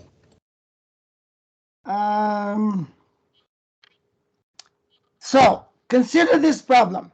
Maximize y subject to these three constraints. If you draw the picture of this, you will see that this is the feasible set. And if you look at it, you're maximizing y, so the optimal solution is y equal to 1. The optimal point is 0, 1. 0, 1 is clearly optimal. And h star, which is the value of the objective function, is 1. Now let's see if the Kuhn-Tucker would give you this point. So L equal to this, two constraints, inequality constraints, so we have x and y. So if you look at all of these, there are three inequality constraints, so we have three of these. Lx equal to 0, L sub y equal to 0, and lambda, mu bigger than 0, and the complementary slackness conditions. And all we want to show is whether 0, 1 satisfies. At y equal to 1, the constraint y equal to 0 is not active. So see, at this one, that constraint, which is not active. Yeah, y equal to 0, which is this one. That constraint is not active because this is only active here. So that constraint is not active. So nu equal to 0. And with nu equal to 0, y equal to 1 cannot be satisfied. Because nu equal to 0 and y equal to 1, I'm sorry, nu equal to 0 and y equal to 1, you put 8.32, nu equal to 0, y equal to 1, we have 1 equal to 0. 1 equal to 0 is not an equation, not satisfied. So we know that 0, 1 does not satisfy these constraints. So clearly, Kuhn-Tucker cannot apply to every problem. So there is a constraint qualification. The idea I had in my previous editions, I wrote a little bit more about these things, and I finally realized that this is too much for this book. There are so many different kind of constraints, and so I had to settle for one. And so finally I did very simple ones that we do, which we already know a little bit about before. So what the idea is that you don't have this, there's a cusp here. It's not a point like this. It's kind of point which is a kind of a cusp-like point. And because of this cusp, these are not good. So somehow we have to eliminate these. And if you look at my earlier edition of the book, I have some conditions of gradients and what happens and what happens. So but now I just go through a simple one. And basically I'm saying a full rank conditions hold. So here's the delta gx, here's the delta f delta x. These are the constraints, okay? And this, remember, these are equality constraints, these are inequality constraints. So equality constraints, you put 0 here because right side is 0. Inequality constraint, the right side could be something, so you put diagonal of g. And remember, we have r plus s constraints, and we have n variables, so s plus n. So we have an r, s plus r times s plus n side matrix. And we want this matrix to be full rank. And basically it, oh, by the way, diagonal G matrix basically means G1, G2, Gn, and 0, 0, 0, 0, 0. So that's what that means. And that should be this dimension matrix. We already talked about it. And that should be full rank.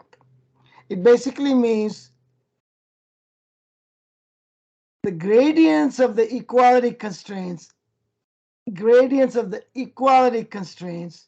and the active inequality constraints at the candidate point must be linearly independent.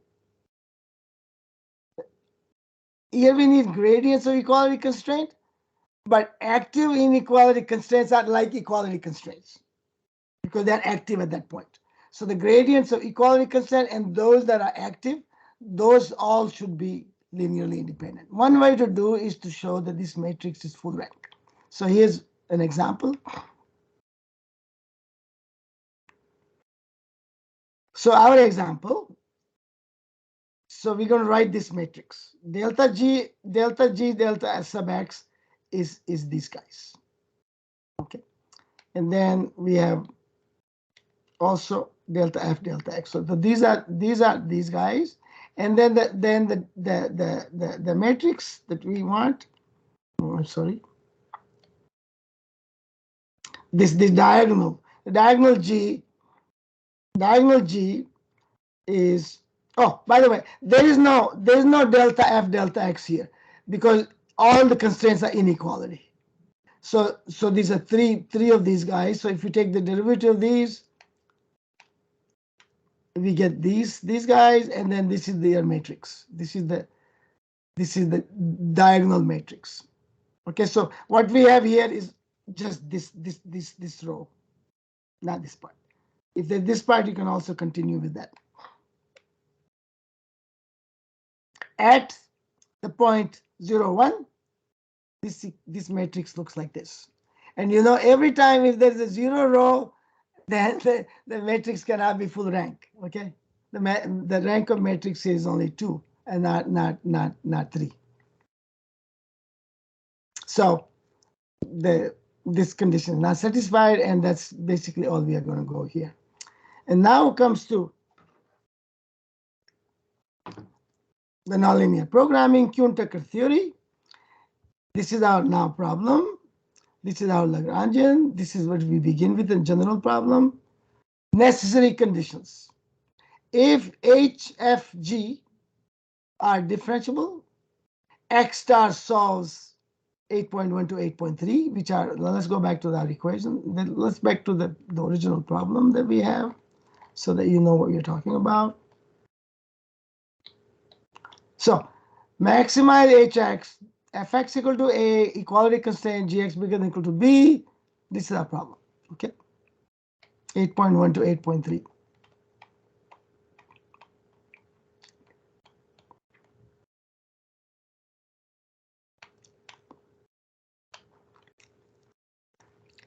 And the constraint qualification 8.36 holds at X star, which is matrix being full rank. Then there exists multiplier lambda and a mu. Remember, these are vectors in general, such that X star lambda mu satisfy the Kuhn-Tucker conditions. They're also called KT conditions. They're also called KKT conditions. So KT conditions solve. So basically, the Lagrangian is 0, and the constraints are now, of course, there's equality constraints, so the equality constraints are met, and the complementary slackness conditions are met. If also H, F, and G are differentiable, equality constraints are affine, which is basically means either linear or linear, but line kind of thing, straight line, but not passing through 0. So that's affine. And G, which are inequality constraints, they have to be concave. Remember, these are bigger than equal to B. So if the constraints are given to less than equal to, you have to convert them this way. And then that constraint on this side will be concave. Then XR lambda satisfies these conditions. Then XR is a solution to the maximum stress problem. So that is a sufficient condition.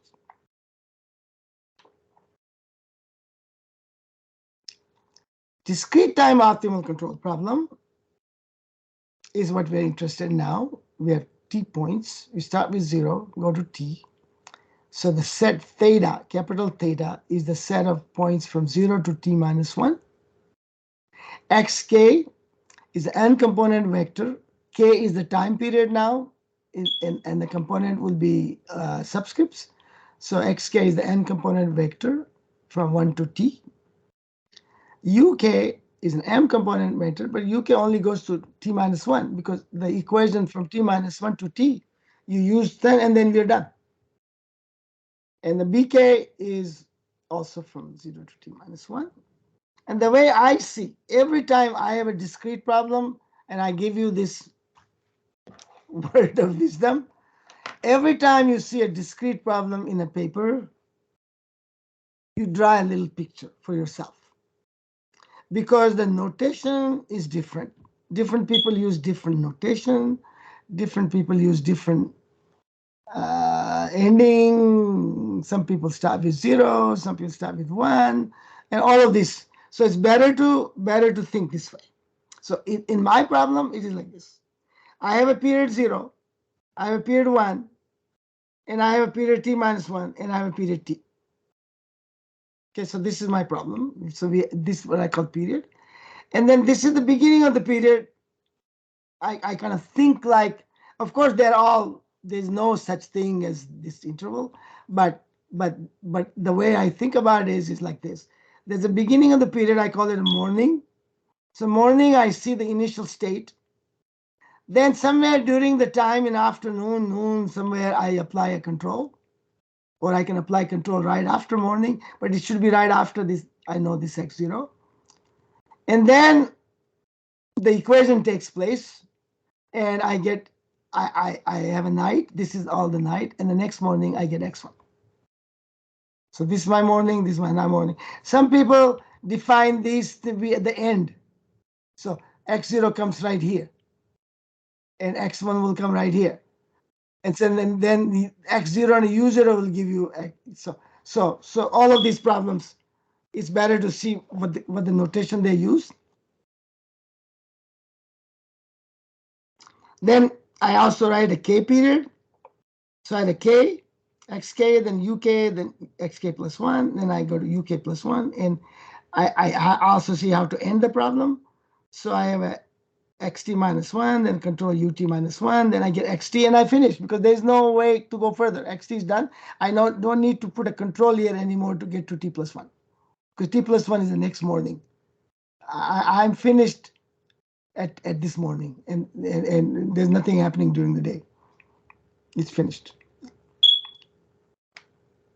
So then in each of these periods, from 0 to t minus 1, I have integral, or the sum in this case. And finally, at the last period, I have the salvage value condition. I put a semicolon here because this is fixed right now here, but it could also be variable. So it is not always, this is not always a function, because when t is fixed, there's no function. But if t is to be obtained, then this could be a function. Then my delta xk is xk plus 1 minus xk. Some people use delta xk to be xk minus xk minus 1. So that's, again, you have to figure out. Everybody is different, and so it's better to know what's going on. And it's very messy when you do a survey of different papers, because there are different notations and stuff. So all of that is part of what we have to learn. So delta xk is fxk ukk, k from 0 to t minus 1, x0 is given, and there are constraints up to t minus 1. Because these constraints are on uk.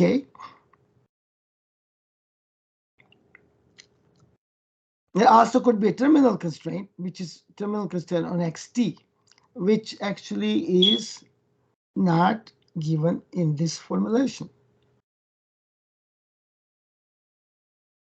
So why we don't do this terminal constraint in this formulation? Oh yeah, here we go. So we have it. Yeah, here we go, terminal constraint. No, we don't have a terminal constraint. We just have this. But if you have it, it's okay. It's not a big deal. But I apparently don't have it here in my formulation. Should put a little remark about it someday. Okay. So I have this. These are my x. So this is what I want to do now. In nonlinear programming, there is no concept of time. Every variable is a variable. And so we have t variables like this. And that actually is t times n variables, because each one is n variables. So these are n times t variables. And we have that many variables, which is also t times m, because u is an m vector. So we have n times t plus m vector of variables. They're all variables. It's just one long variable vector with these many components. And these many equality constraints, because every constraint is a constraint in each period, so that has to be done. And there are that many equality constraints. So there are lots and lots of things going on, but there is no time. I can call this one big X. This X is not same as X1. This is an X of nonlinear programming. You can call it a Y if you want. This also includes this view. So this X is not the state variable of control variable. It is a variable of nonlinear programming. So all of that is just a function of X. Remember our form is this form 8.1 to 8.3. That's our form. So we have to kind of see this into that form. So let's see. So if you look at that form, this is our h of x. It has all the variables, xk, uk, everything. So this is our h of x. And if you look at this,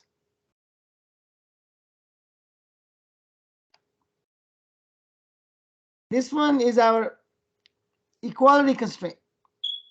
Each period I have equality constraints. So each period I have to put lambda k plus 1, which is the Lagrange multiplier. And I multiply that and I sum it. And there are inequality, then there are these constraints in each period. So I have to put mu k times these. Remember, this is just a notation to continue with these, but these are all part of that x. Now define the Hamiltonian function at time in period k. It's given by this plus that. So remember, some people use lambda k here. Some people put lambda k plus 1 here. But depending on what you do, the equations would be corresponding to that notation. I do it this way. Lagrangian then has that one plus hk minus lambda k plus 1 plus this. So I can write, so we can rewrite 8.46. We can write using 8.46. We can write 8.45. This is all algebra. So we can write L to be like this.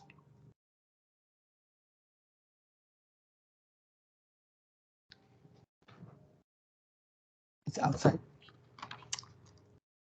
Then this is our Lagrangian. This is where we use the Kuhn-Tucker. So this is our Lagrangian. This is our Lagrangian with x to be so many n plus m times t variables. This is n plus t variables and all of that.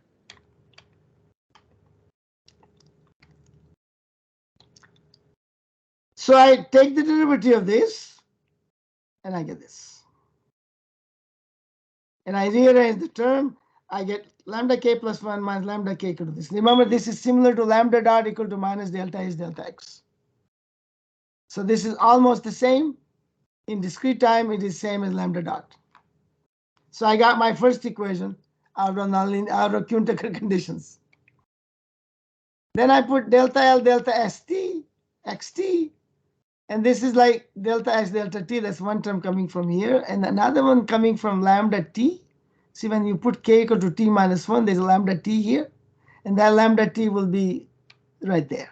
Because the lambda t multiplied by xt, I'm taking the derivative with respect to xt, so I get lambda t, this minus t equal to 0. So that's, again, what I get is from my maximum principle. That's the terminal lambda from my maximum principle. So this is another thing we get from maximum principle.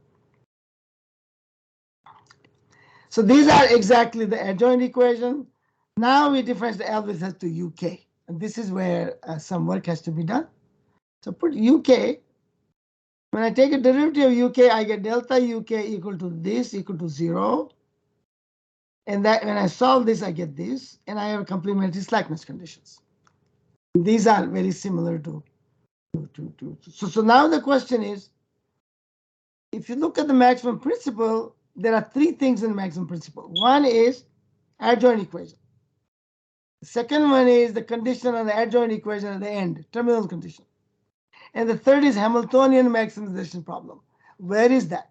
We don't have a Hamiltonian maximization problem. You instead have these. So how do we change this into a Hamiltonian maximization problem is basically the way the link is established between maximum principle and nonlinear programming. So let's look at the opposite. What do we need? What we need for maximum principle is this. We need to maximize Hamiltonian at each period, in each period, subject to that constraint in each period. Okay, that's what we need. Now, let's assume that HK is concave and GUKK is concave and UK, the constraint qualification hold because we are applying Kuhn-Tucker conditions, so the constraint qualification has to hold. And that was also, we also had qualification in control theory in the beginning, chapter 2, chapter 1, chapter 2. So the Hamiltonian maximization problem in each period is this. But that's another nonlinear programming problem, right? So I apply another nonlinear programming to this. And when I apply another nonlinear programming to this, I get exactly these. So while I cannot give the maximum principle from nonlinear programming, I can say that if these conditions are satisfied, HK is concave, this, then that is equivalent to that. Because it's a sufficient condition. When it's concave, it's sufficient. And when it's necessary and sufficient, because Kuhn-Tucker says necessary, concavity said is sufficient, then it is equivalent to these conditions. So I can replace all of these by this. And then we have maximum principle. For every K, H sub K in 8.6 and GUK are concave in UK, and the constraint qualification holds, then the necessary conditions for U star, UK star from K 0, 1 up to T minus 1 to be optimal control for the problem 8.42 to 8.44, which is the one that problem we started with the corresponding state xk star given by this, then these are the conditions. Xk should satisfy its state equation, lambda k should satisfy the adjoint equation and the terminal condition, and the Hamiltonian must be maximum in each period subject to this. This is same as the maximum principle we derived in discrete time, in continuous time, very similar. But we could not derive the necessary condition of this type without the concavity, where we did that in the continuous time. This is not the only way to prove this. There may be other ways to prove this, and then they can do a little bit better job than we do, but then that's just too much for this. And so I will solve one example.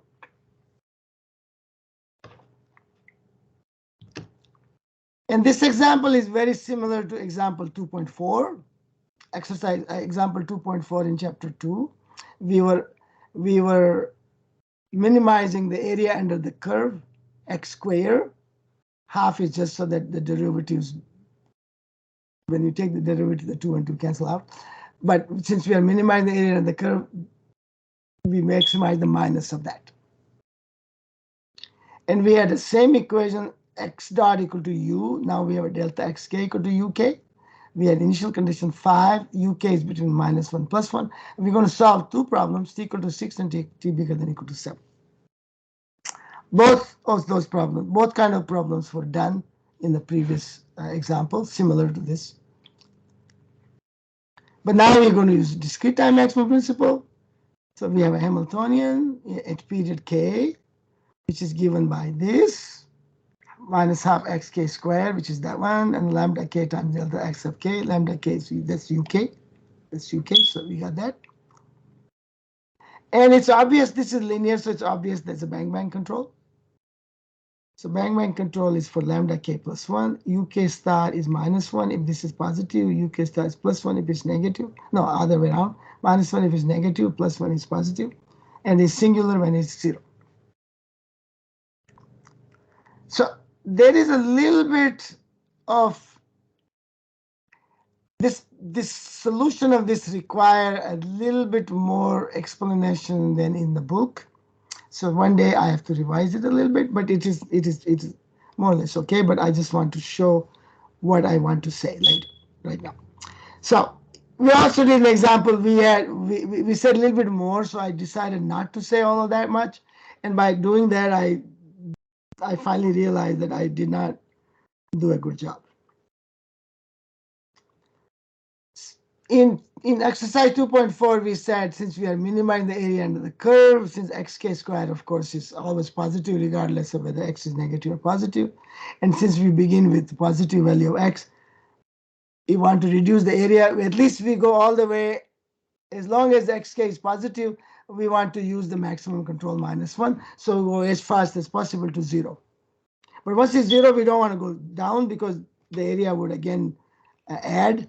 And we want to minimize the area because minus square of something is minus xk squared will also be positive. And so as long as xk is positive, we could use this minus 1 control. So uk is minus 1. What I've done here is I assume the minus 1 control and solve the 2-point boundary value problem. And so here's what we did. So delta xk is minus 1 because u is minus 1. So delta xk is u, uk is minus 1. So I actually assume to be minus 1 now all the way. So I'm assuming that lambda k is less than 0, but it turns out that lambda k will also be 0 at some point, which also allows us to set minus 1. But as you can see here, I don't say something about that right now, but later on it comes in there. So this one is minus 1, so it's easy to solve. You can just go one by one, and you can solve this minus k plus 5. So the way to solve it is, you notice xk plus 1 minus xk is minus 1. So you start with 1. So the x0 is 5, right? X0 is 5. So x1 will be, so x0 is 5. So x1 minus x0 will be minus 1. And no, xk plus, okay, so start with that.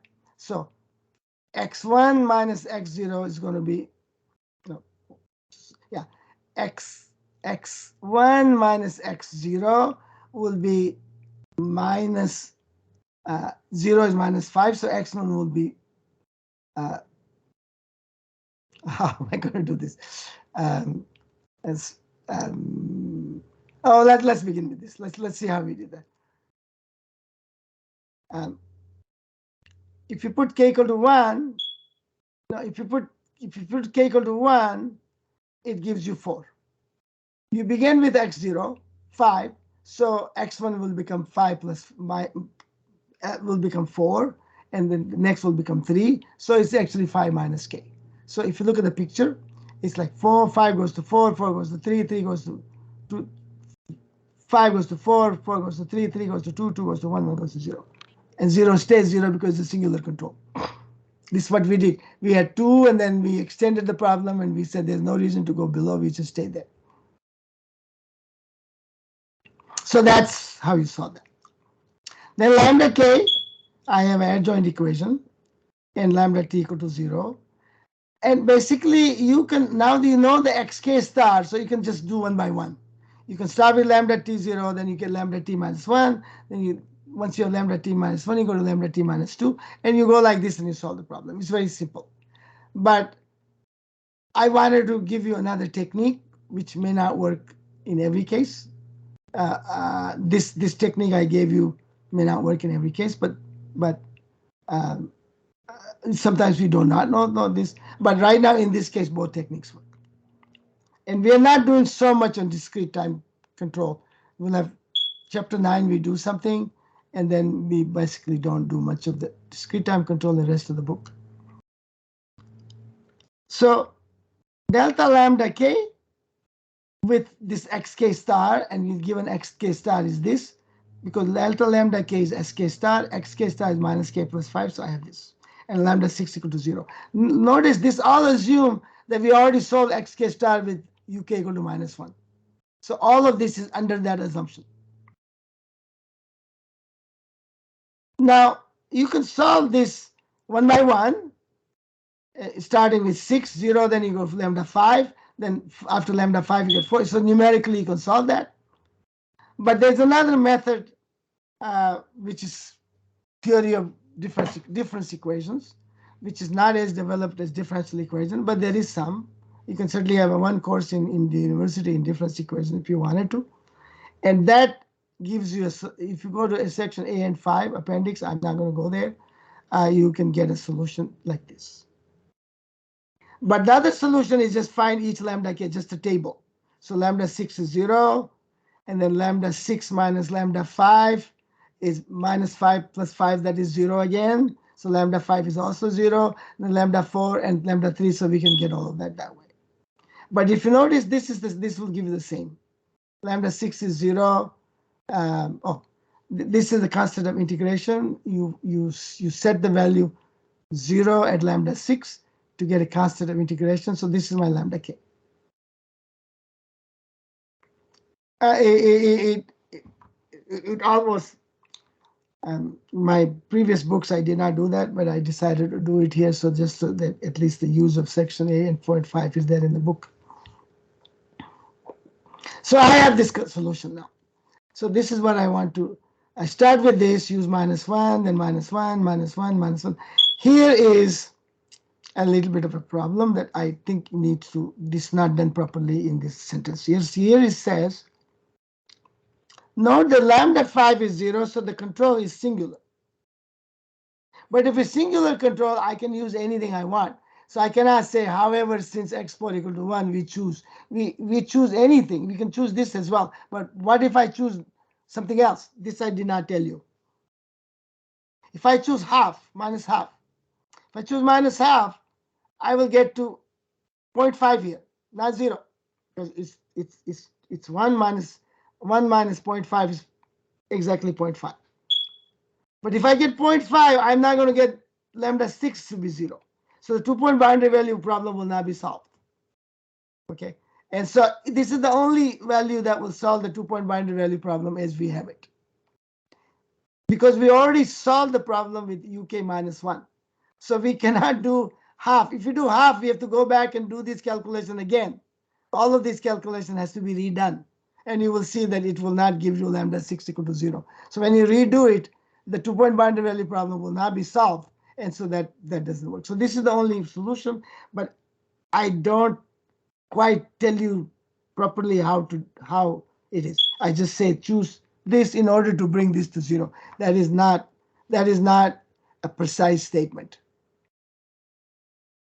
The precise statement is that's the only way, because I assume this, and boundary 2-point boundary value problem is satisfied, and lambda, and using minus 1 when lambda 4, lambda 5 is 0 is okay, because in the bang control, when control is singular, I can use any point, minus 1, half, 1, so I can use minus 1 also. But minus 1 satisfies the 2-point boundary value problem, no other one do. So that statement has to be done somehow or the other. I didn't do it, but to do that, it required a little bit more work, and I will someday set it up. Here's another problem that we did in chapter 6. That was the problem of inventory and production. Holt, Modigliani, and Booth-Simon type problem. It's in discrete time now. And when you do it discrete time, you again use the Hamiltonian, lambda k, this is equal to 0, k star equal to this. We did all of that in continuous time, and then you solve that as a 2-point boundary value problem. We could do that there, but now it's discrete time. You don't have to discretize it anymore, and you can easily solve that. And exercise 8.2 when you're asked to do that. That one is not covered in the course, so I will not want to talk about it. All I'm saying is that there are other ways which are more general, which we don't use concavity, but use directional convexity and stuff. So it is something that we're never going to use in this book. But I put it only because it is a maximum principle that is well known. And the book that does this is a book by Cannon Cullen Pollock, which was a standard book in optimal control at the time. but it's not part of the course. Okay, it's just a reference, which is good enough. So a couple of things need to be done before we adjourn.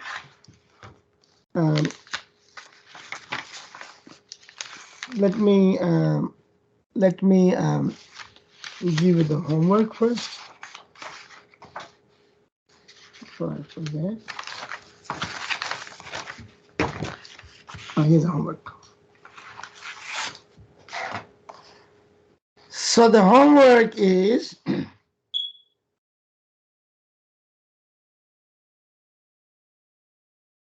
8.19,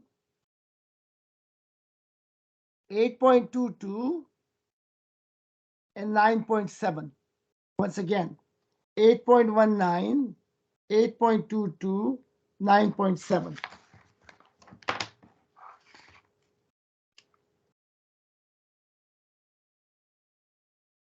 So we are now, according to my schedule, we have caught up with the schedule. We were a little behind the schedule, and now we have caught up with the schedule. So this homework is due on April 7.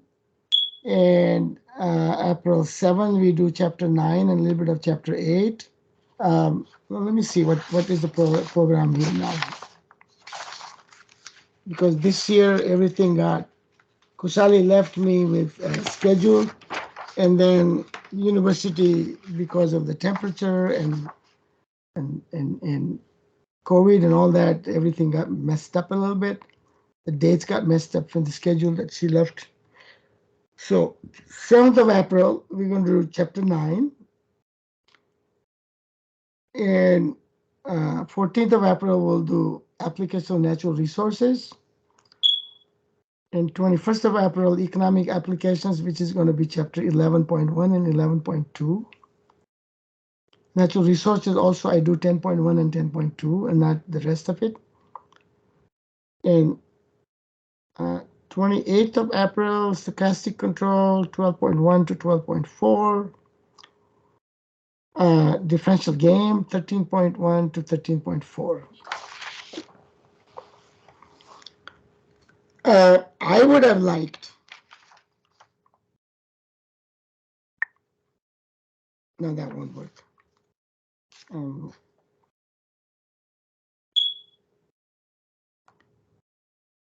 I mentioned to you the 28th of April, I will be in Israel, and I will conduct this course from there.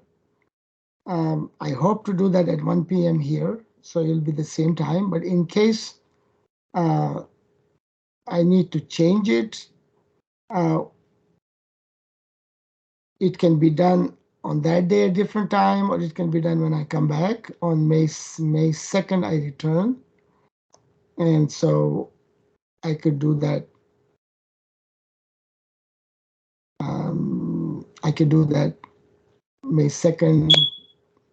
But I think I'll try to do on 28th of April, just for the time being. And then the exam is on 12th of May. And the exam will cover chapter 7 on. And the grades are due on 17th of May. And I will be out of town on May 25th for about 50 days, 50. It'll be a long, long trip to 6 different countries, and then come back on July 16th. Okay, so let me ask you at this point any question that we have until chapter 8. And I will also, we have still time, so I will actually start with chapter 9. And I will give you, let me first at least go to, we have still some time. And I'm going to pull together the slide from chapter 9 in a second.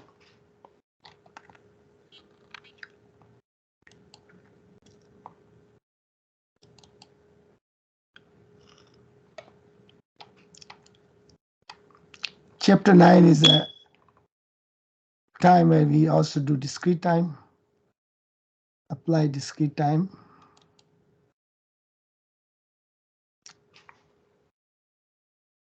Do you see chapter 9 slide or you don't? We see, yes.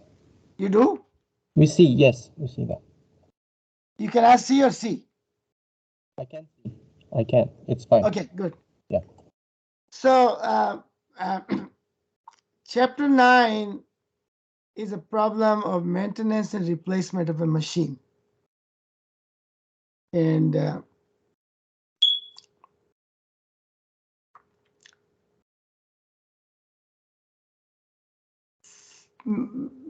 machine replacement is a classical problem.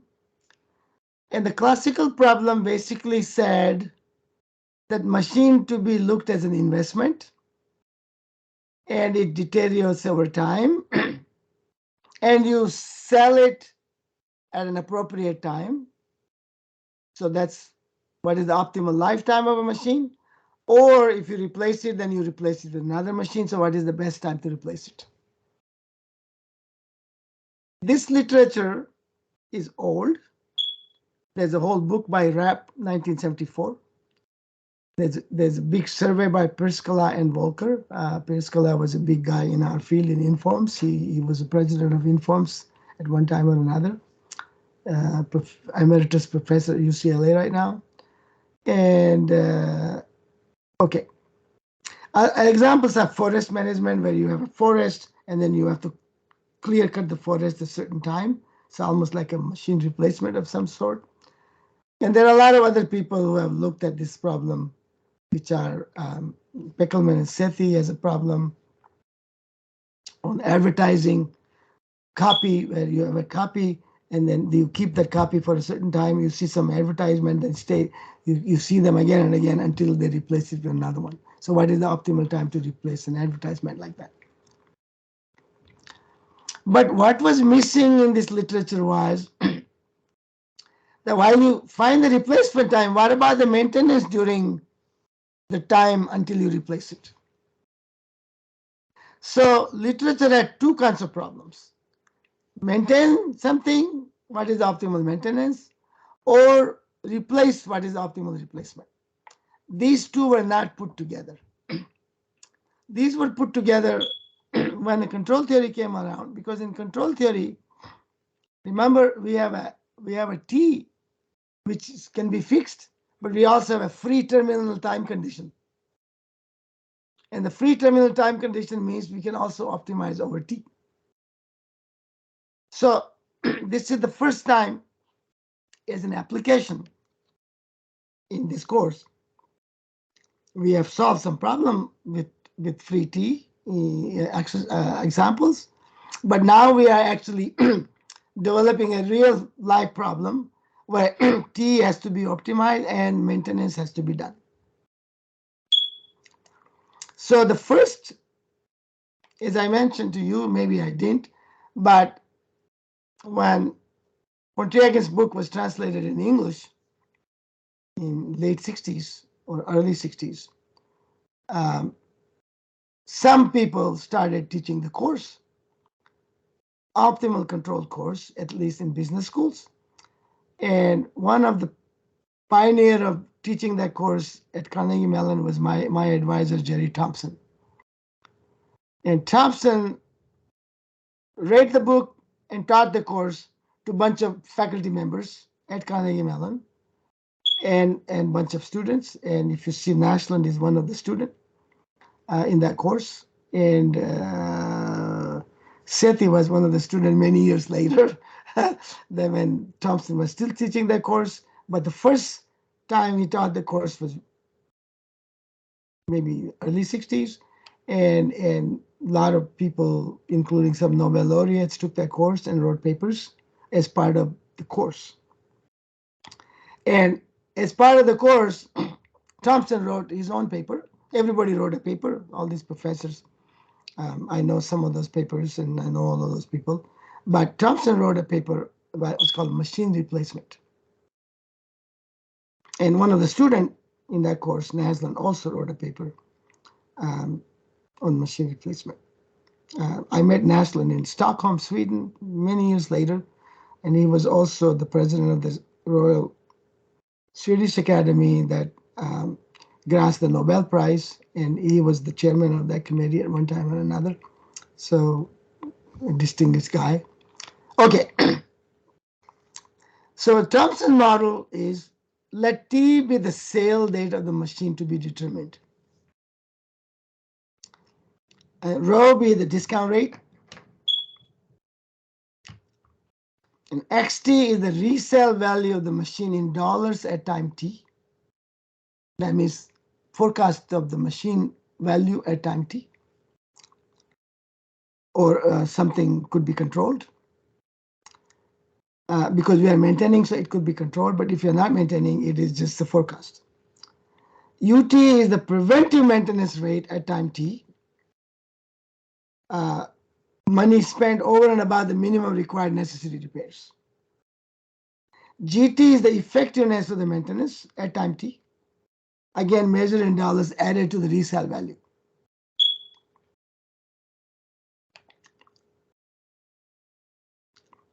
DT is the obsolescence function because the machine gets old.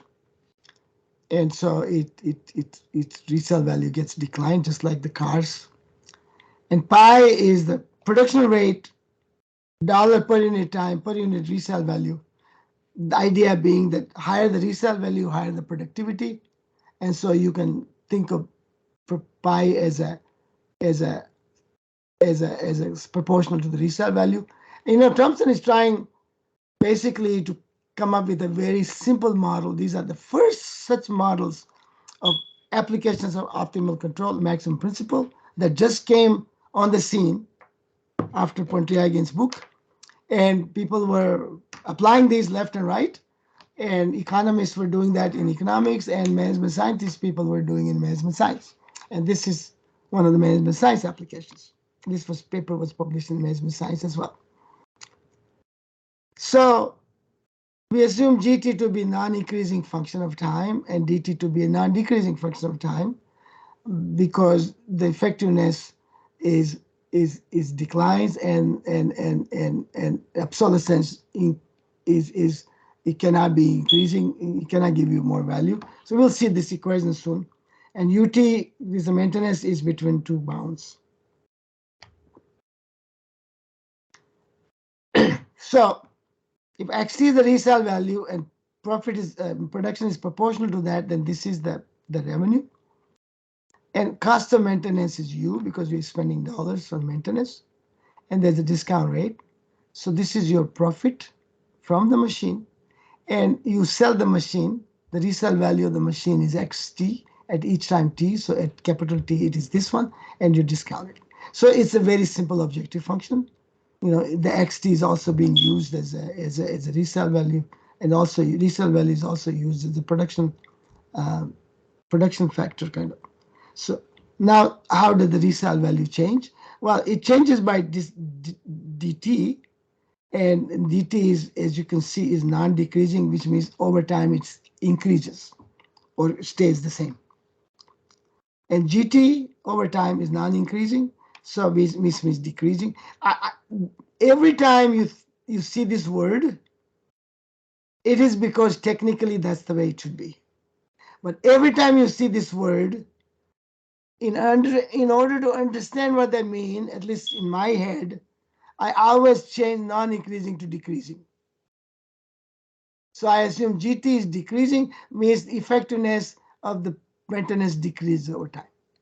And I always consider non-decreasing to be increasing. It means the depreciation increases over time. Non-decreasing is counterintuitive. My brain doesn't function. It functions when I say increasing, then I know what it is. Non-decreasing is increasing, zero, this, that. So it's a little bit one step beyond a natural way of thinking. So we have an optimal control problem with the initial resale value of the machine. And we assume that even if you do the highest level of maintenance, you cannot fight the depreciation. You can slow down the depreciation, but you cannot increase the value of the machine. You can retard the decrease rate of the machine, but you cannot increase the value of the machine. That means that if you have a car as a machine and you can maintain, preventive maintain, and necessary maintain, but you don't put souped up tires and make it a souped up car, or you don't change the vinyl seats to leather seats, those will be increasing the value from what we had. That's not part of the maintenance. Okay, that's this condition. Then the Hamiltonian is very straightforward. You are using, by the way, Thomson is using standard Hamiltonian because time is fixed, and not fixed, but time is not infinity, and so we can use the standard formulation. And lambda dot then is given as a minus delta h delta x, which comes from here. And you see there's no x in there, so there's no 2-point boundary value problem. I already know the lambda t value, I know lambda dot, so I can actually solve the problem without knowing x.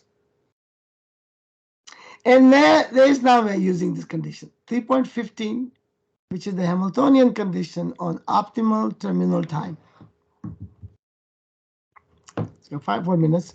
The reason I do this is because the next model, Kamen-Schwarz, is way more complicated than this one. And that was also a paper written in this class. So 2 models here are all written in this class that Thompson taught maybe the first or second year of the book that came out.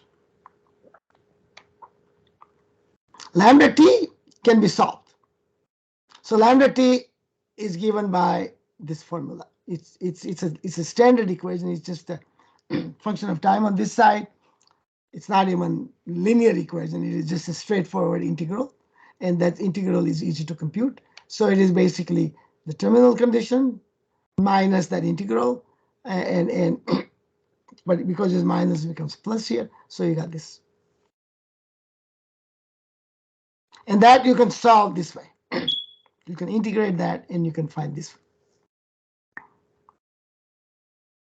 Now there's an interpretation. This is what you get whenever you can these kind of things. That's what the referees are asking you in our journals.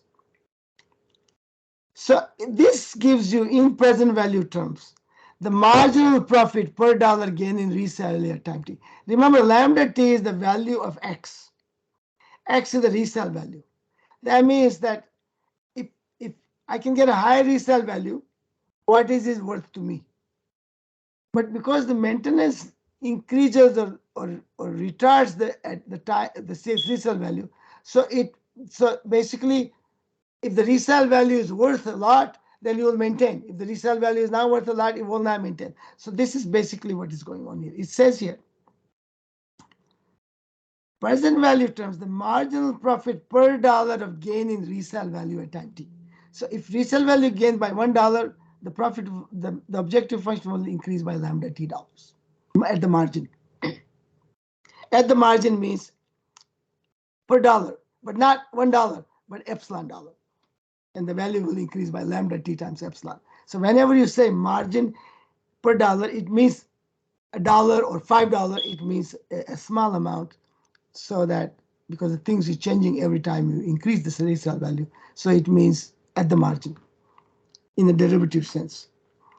The first term represents the present value of $1 of additional value at time t. The first term represents the value of $1, because value of $1 at time t has this value because it's discounted. So whenever I have an extra dollar there, I get this. The second term is because if I have a $1 extra value, it produces more. And that production more has to be integrated from small t to capital T. because I am thinking about the resale value of xt at time t. So the second term represents the present value of incremental production from t to t, brought about by extra productivity of the machine due to the additional $1 of resale value at time t. Again, everything is in marginal sense, so the language has to be. So then it's clear. If that's the case, then if this guy, if so what happens now? Well, I have the lambda t.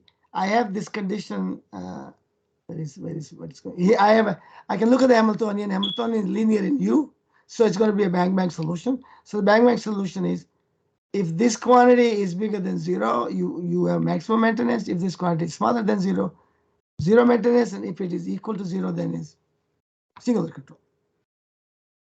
So since we already know the lambda, we also know the value of this. It's the present value of marginal return from increasing the preventive maintenance by $1 per unit time. The last term, e to the minus rho t, which is this one, in the argument of bank function, is the present value of that $1 spent on preventive maintenance at time t.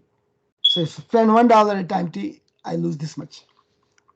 Thus, in words, the optimal policy means the following. If the marginal return of $1 of additional maintenance is more than $1, then I perform the maintenance. If it is not, then I don't perform the maintenance. So that's basically what it means. Okay.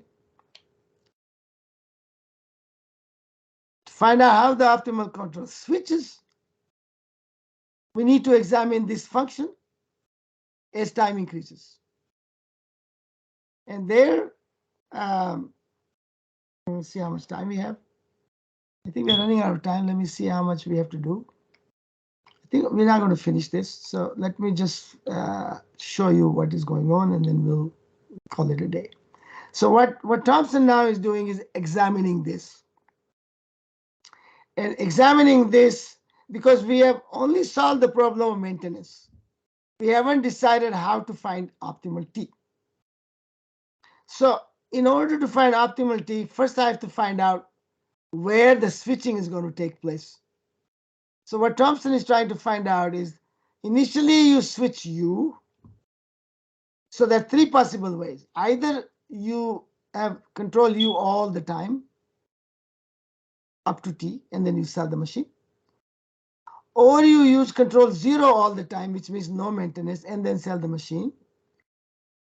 And he finds out that you never go from 0 to U. You only go from U to 0, because he finds out that this quantity can only decrease, not increase. Then you can have a U up to a certain time, and then 0 after that time. And whatever T is, it depends on what the control is.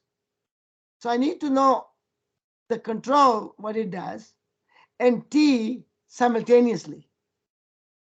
I cannot just assume one and find T. I have to do it simultaneously. So that is a major contribution of this paper, where you actually simultaneously figure out how to solve this problem. And Thompson was able to do that, and we will talk about that later. He actually have a numerical example, and he also give you all of that. And that's not so important, but give you a little bit more about how the optimal maintenance changes over time and all of that stuff. But now, this is the one that we're going to do. So we're going to do all that. I'm not skipping it. But this is where we put randomness. Machine can break down. And Kim and Schwartz did that, built up on this Thompson model, and this paper really spawned a lot of other research, just like the Green theorem paper of mine, and you will see why that happened later. So we'll finish this right now, and we will come back next week to continue. Okay, thank you. Is there any question? Thank you, Professor. Not, then bye bye. Okay.